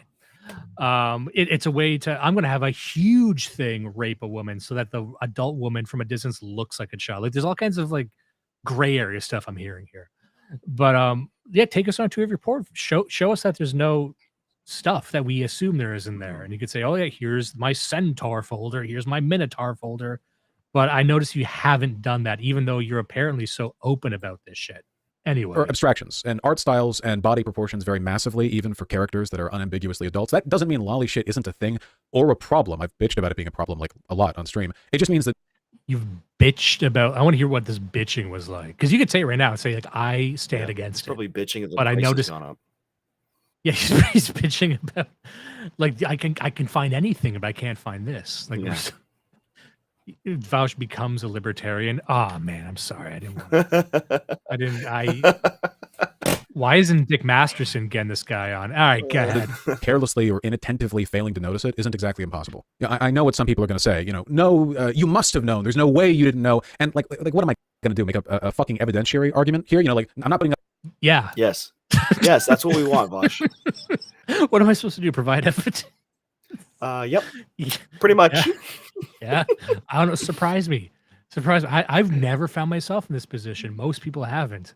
But I bet if someone was accused of being a pedophile, they could just off the top of their head come up with a bunch of reasons. Like, I look at my I don't have a folder full of child pornography. Yeah. We're back to trust me, bro, on this one.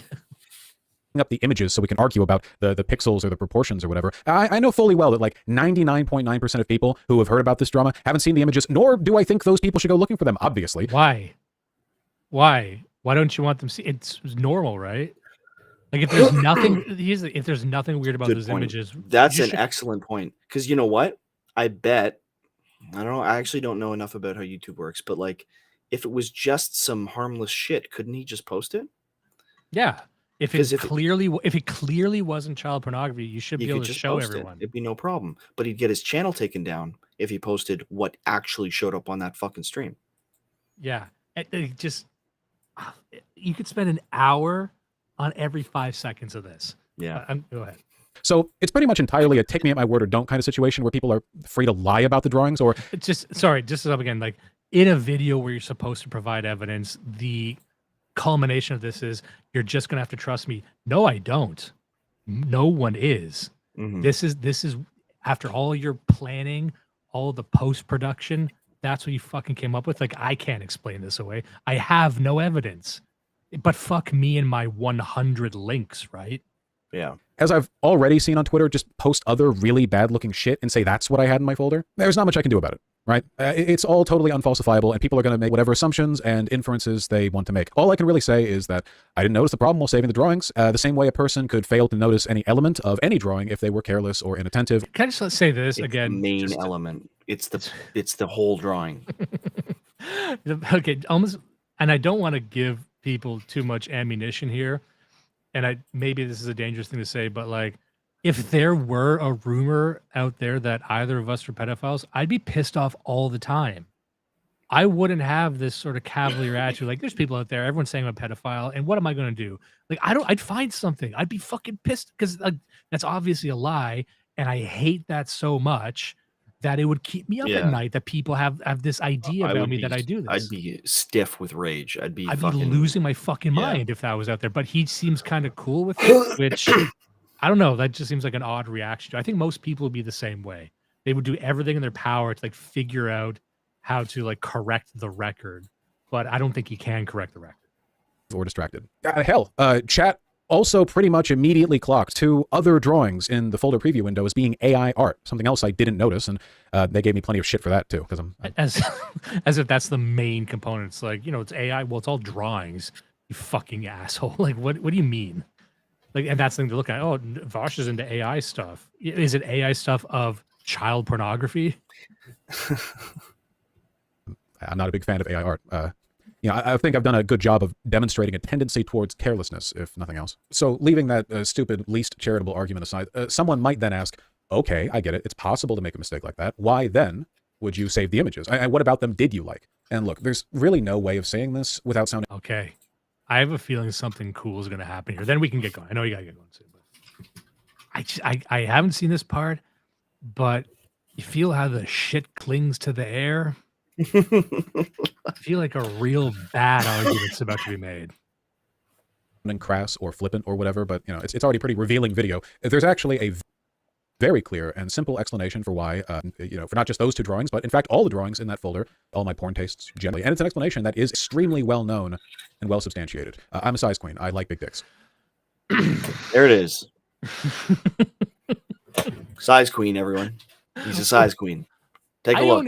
Okay, let me just genuine say, all-American size queen. This is peak performance size queen. You might disagree with it, but this is what it looks like. Now, full disclosure, when I was in my early 20s, I worked in a sex store. I worked in a retail store that sold like porn and like all kinds of weird stuff and vibrators and like clothes that like strippers would come in to buy. So I was familiar with like the terms size queen, but to me, the queen implies a woman. You know what I mean? Like that it sounds like a woman, but that's almost like a porn category in a sense. Like, I don't know how a man, I guess maybe a gay man could be that, but maybe he's admitting that he's gay, but it's very strange. Like it doesn't compute for me that like a straight guy would be into like the biggest penises possible. You know what I mean? Like he's just saying that as if that's, of course. Look, everyone knows this. I'm a size queen. Like, this to regular people is worse than anything you've said so far. Yeah. Like, you're a freak. This is you putting your best foot forward. Oh wait, continue. Yeah, I was looking through drawn porn like furry or hentai or whatever else. I saw big well-drawn dicks. I thought, cool, and saved the drawings. Then never looked at them again. Cool. Cool. Cool. Hey, actually though, can we clip the cool and use it in the show? Yeah. Cool. Yeah. Oh, cool. As if that's the voice that anyone makes when they're looking at porn. Oh, cool. Like, you just found a deal on a lawnmower, you fucking asshole. Again, as evidenced by the fact they are in a big dump folder literally called to be sorted. That's You know, that's the extent of the consideration that I gave those 2 drawings before my community and then the entire fucking internet. If the to be sorted wasn't like my dubious folder. The what is this folder? This is like, I like this. It must be sorted. Yeah, It is wasn't sorted all right. it wasn't the jury of my peers folder. It wasn't throw it in the lake to see if it floats folder. You know what I mean? This was like, I like this. I just need to put it in the right folder. And I want to see, just show me Yeah. your directory of folders. I want to see the names. It's I in the bet you- pipeline. Yeah, it's in the pipeline. Fully corrected my mistake. It's hard to even say anything about it. You know, 5 seconds of ooh, nice dick, cool line art, saved, and it's a whole discourse. You know, I wish I had an answer that was more satisfying, but really for something. I agree with him that this shouldn't be a discourse. This should be a face the wall situation. But yeah, it just like, oh, cool line art, nice dick, right?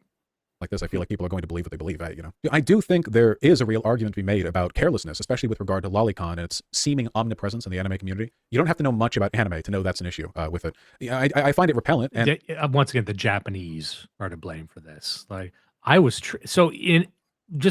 let's take a step back here. It sounds like he is now admitting it was lolly porn. Yeah. Right? Oh no, he's admitted that it is. He now knows it is, apparently. He distanced himself from it at the start by saying like it was short stack goblin stuff. Now the argument is that he was tricked because anime has a problem and it was his carelessness that he got tricked. But this sounds like an admission that it is what it was. And I've been bitching about it for years. Plenty of that bitching has been on stream too. But it's possible to find something repellent while also not being perfectly vigilant about it. You know, especially in art where stylization and abstraction can kind of, I guess, cloud awareness and judgment of the extent. As if it's like a group of 7 painting. Now, this is another weird kind of trick of the rhetoric here. Anime has a problem, and he's putting the blame on anime. Anime has a problem where they draw nude children and then in the narrative say she's 4,000 years old. That's not them tricking you. That's them covering for you as a pedophile. If they wanted to trick you, they'd draw a 35-year-old woman and then in the narrative afterwards say she's 12. This is a good example. Like, what was he looking for? 4,000 woman-year-old porn? You know what I mean? Like 4,000-year-old woman porn. Exactly. And it was a kid. I just wanted ancient woman porn. Yeah. No, you fucking... that's the thing. Like, when you see the image, you know what it is. And then there's like an asterisk beside it. It's like, actually, this is... She's mature for her age. That's what he's saying. Like the writer threw you a fucking bone. Yeah. And that's why, and this is such a common pedophile argument that anyone who understands these people at all should be like, oh, you've heard the arguments that convicted pedophiles have made, and they're coming out of his mouth. To which any artists you follow or people in the community might be doing sussy shit, right? Pardon me for taking my most indefensible position yet on this, you know, in this video. In the history of my channel, I actually do like some anime, you know, and there's a lot of really good shit out there in the anime community broadly, and then a lot of the sick anime babes getting railed on Twitter. You know, I'm sorry, like often that is also cool. And I hate the fact that, you know, the pervasiveness of lolicon means that the entire community is tainted, basically, right? I don't like the fact that like you could be looking through what looks like... This is like him standing up in court and the music is swelling and he's talking back to the judge and standing up for the anime fans. Like, this is such a random position to take. And say, and you know what? It's not fair that we have to deal with this. Our people, the most persecuted minority, anime hentai fans. What a fucking turn this is. Like a bunch of totally like normal, fine, cool babes getting railed by big dicks, whatever you're into, you know, while also feeling like you have to be vigilant that in this incredibly normalized process, some of these drawings might be of characters that are canonically underage, or that like an artist who generally draws in a kind of canonically. I mean, underage. He had to say canonically. I mean, the bit is that they're not canonically underage; they're visually underage. Exactly, and this is what it's about. Like, dude, we don't care what the writer put in the subtext in the little under the GIF on the image board. We care about what it fucking is in the image. Nobody gives a fuck about what the writer said. Nobody cares about the canon. We care about, did he or didn't he draw a 12-year-old? It's so fucking obvious, but he literally hasn't addressed that at all. If you were to listen to him talk, you would think that, oh, he was caught with pornography that depicted an old lady, but she's secretly 12, which is actually close to the plot of the movie Poor Things, which just came out, which is getting surprisingly positive reviews for what sounds like a pedophile thing. It's like a child's mind in a grown woman's body, and she goes across Europe having sex. I'm like, someone's whacking off to this, and I don't like that. Anyway. Like cartoony style might be fine, but then another artist does that, but then they're like actually drawing like they're meant to be teenagers or whatever. I don't like it. And it's a normalization issue. And I think one of the best ways you could deal with it is by being aware. I'm not perfectly aware, so I fucked up. This wasn't the first time that I fucked up in this specific regard. Yeah. This is like Trudeau saying, I don't know how many images of blackface, me and blackface are out there. Like so it sounds like Vaush is implying it's unknowable how many times he's done this. You know, after the whole child labor argument saga, people went through a bunch of like likes in an old public Twitter or, porn account that I had, and over like thousands of liked, furry big dick monster girl images or whatever. I think they found one that was like the character was meant to be a teenager, and it's not surprising me that might. It just one. I haven't looked into this. I have a feeling it wasn't just one. Yeah, I love throwing people in the pit. At this point, if I know you have a public furry porn Twitter account, I don't care if you're a pedophile. I'm still gonna throw you in the pit, dude. Like, we're now at the consecutive life sentences thing. We're like, I'm Yeah. gonna give you. You're Doesn't already at 1,000. matter. That right there is 1,000 years. I can throw another 1,000 years at you if you want. It's Friday. Let's leave early and just hang the guy. I mean, come on. It's a long weekend. I got a real long weekend energy going through me. It happened because I'm running between classes, scrolling on my phone. I look at an image, maybe 2 or 3 on his phone. I'm in class. I got a couple of seconds here. I'm scrolling through my phone on some furry porn. I'm liking. I'm saving. What the fuck, dude? What kind of life do you live? In view of God and everyone, like this isn't stuff you should be doing in the sunlight. What are you doing? You dig a hole if you do this. And then you pray and you tempt fate because, like, you know what? If there's any justice in the world, someone will come by and bury me in this hole. Nothing good happens in a hole. Damn. That is a misogynistic comment.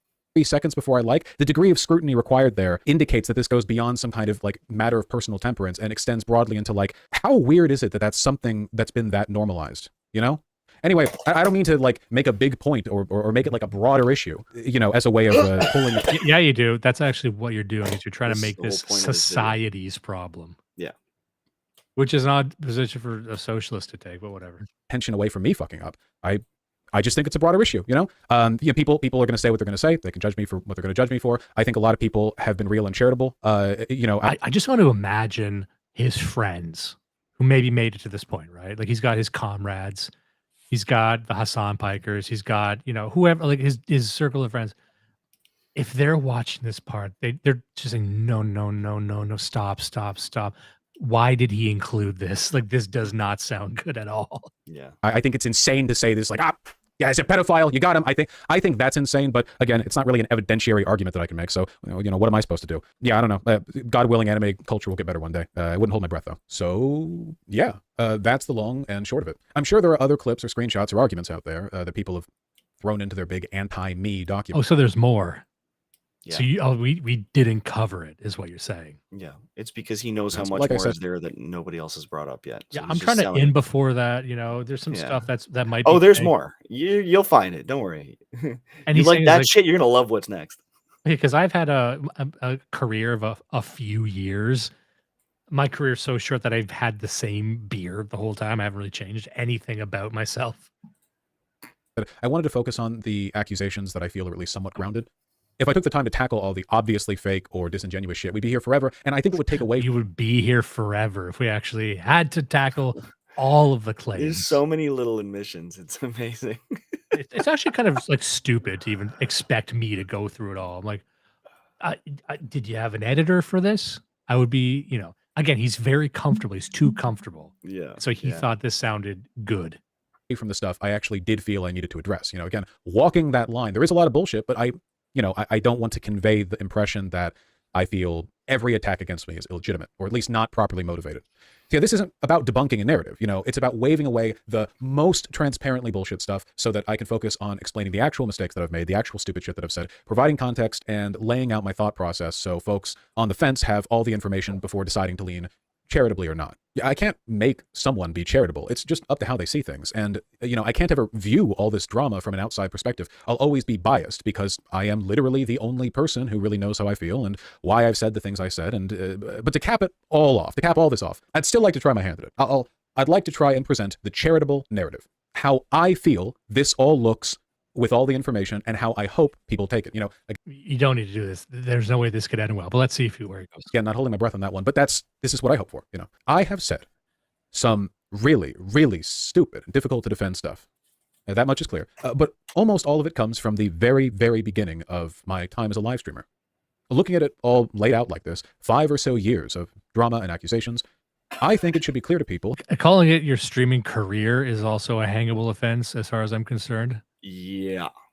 It's only in your world would this be considered a viable career. It sounds like you're not very good at it.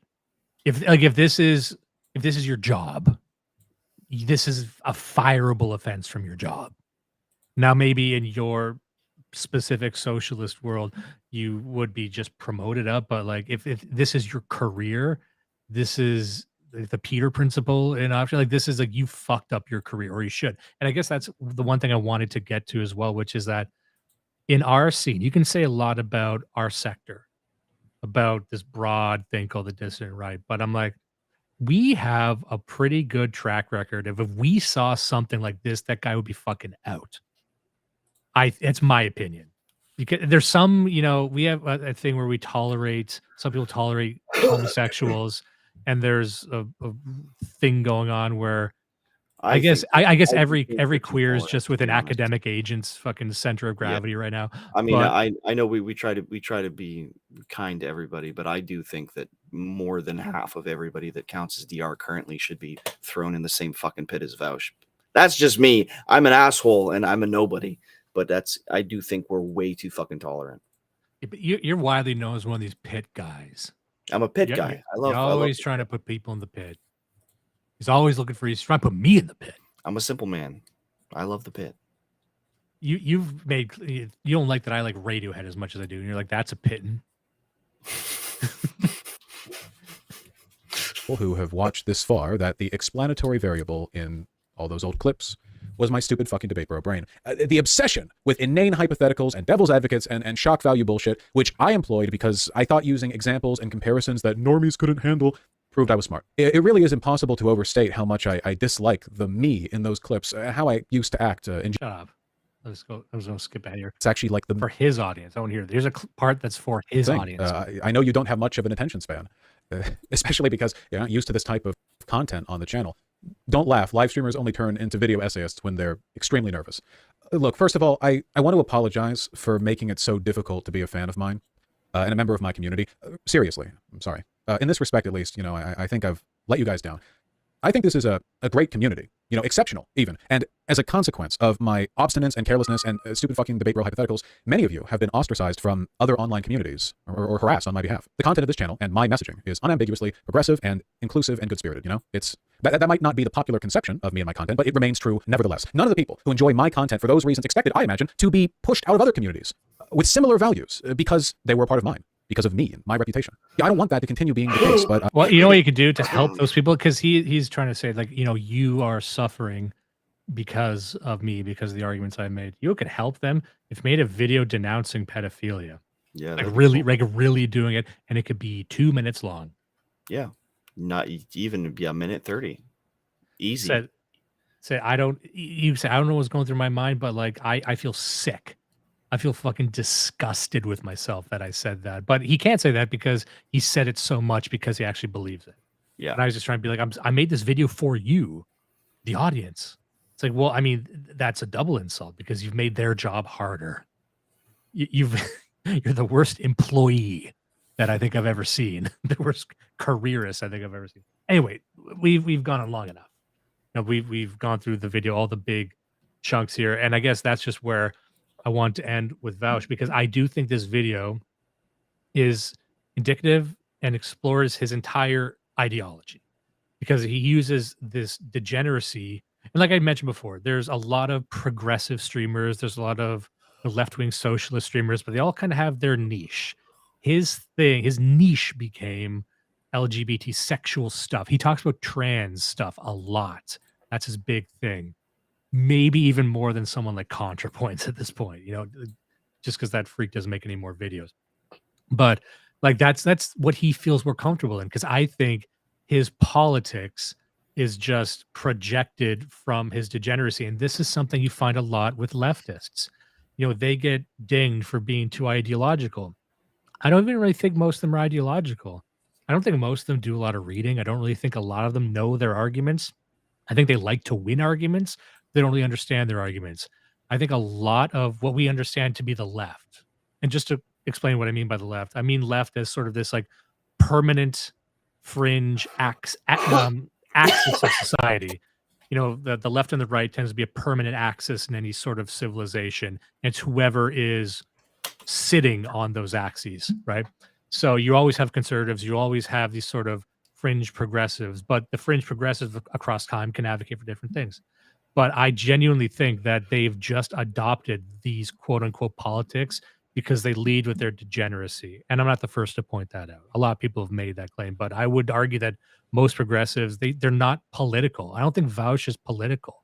I think he's a fucking sick pervert, and he's politicized that. He's picked the movement that makes space for people like him, like a lot of these sick radicals do. And it always extends from their degeneracy. Like there's no surprise that so many anarchists end up being just fucking sick degenerate perverts, which isn't to say that there's no such thing as good right-wing anarchists. I think ANCAPs, you probably call yourself something like that. You could be a principal, but the anarchist scene has a lot of problems with pedophiles and drug addicts and rapists. Look, and I mean, the right-wing anarchist scene has a huge problem with pedophiles too.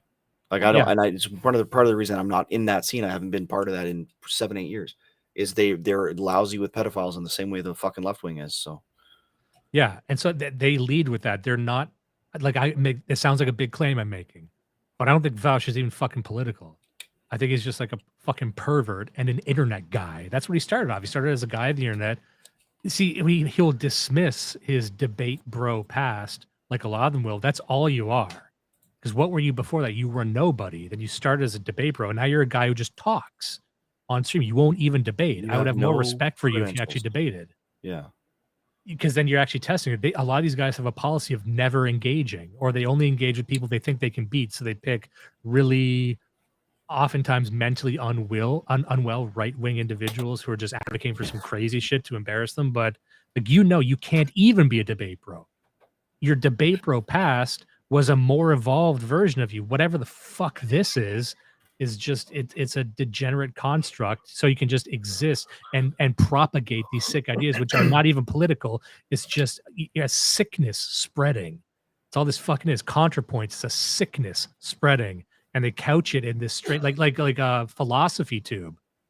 These are sick fucking people that have put on costumes of intellectualism. But you've scratched the surface, like and look at it, behold. This is what every one of them is going to have. Like, it's not just Vaush, ContraPoints, Philosophy Tube. They are all fucking borderline or actual serial killers about to happen. You know what I mean? And like everyone dings the right for having extremists. Like, look at these people. Like, these are the ones you don't want to leave your kids around. Oh yeah. The case of Vaush is obvious, but like all of them, like they're all fucking sick. Anyway, and that's their politics, and that's what this video fucking proved. Mm-hmm. Anyway, so I guess we can. I don't think there's any more chats. We've been going for like just over 3 hours now. I was going to say it would be really cool if he lit himself on fire in front of the Israeli embassy. It would be really cool. Yeah.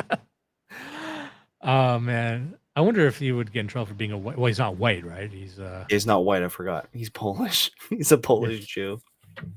All right. Anyway, we'll get going now. That was. I hope everybody we got to all the comments. Not a whole lot to read. I don't think we had any super chats here. Thank you everyone for showing up. A lot of people couldn't stick around because we went for a while. It's pretty late right now, but we did. I had a great time, and I hope. Let me just get. It was good. Stop sharing this right now. All right, this was great. Anyway, Behold says bye to you as well, and I'll see you guys later.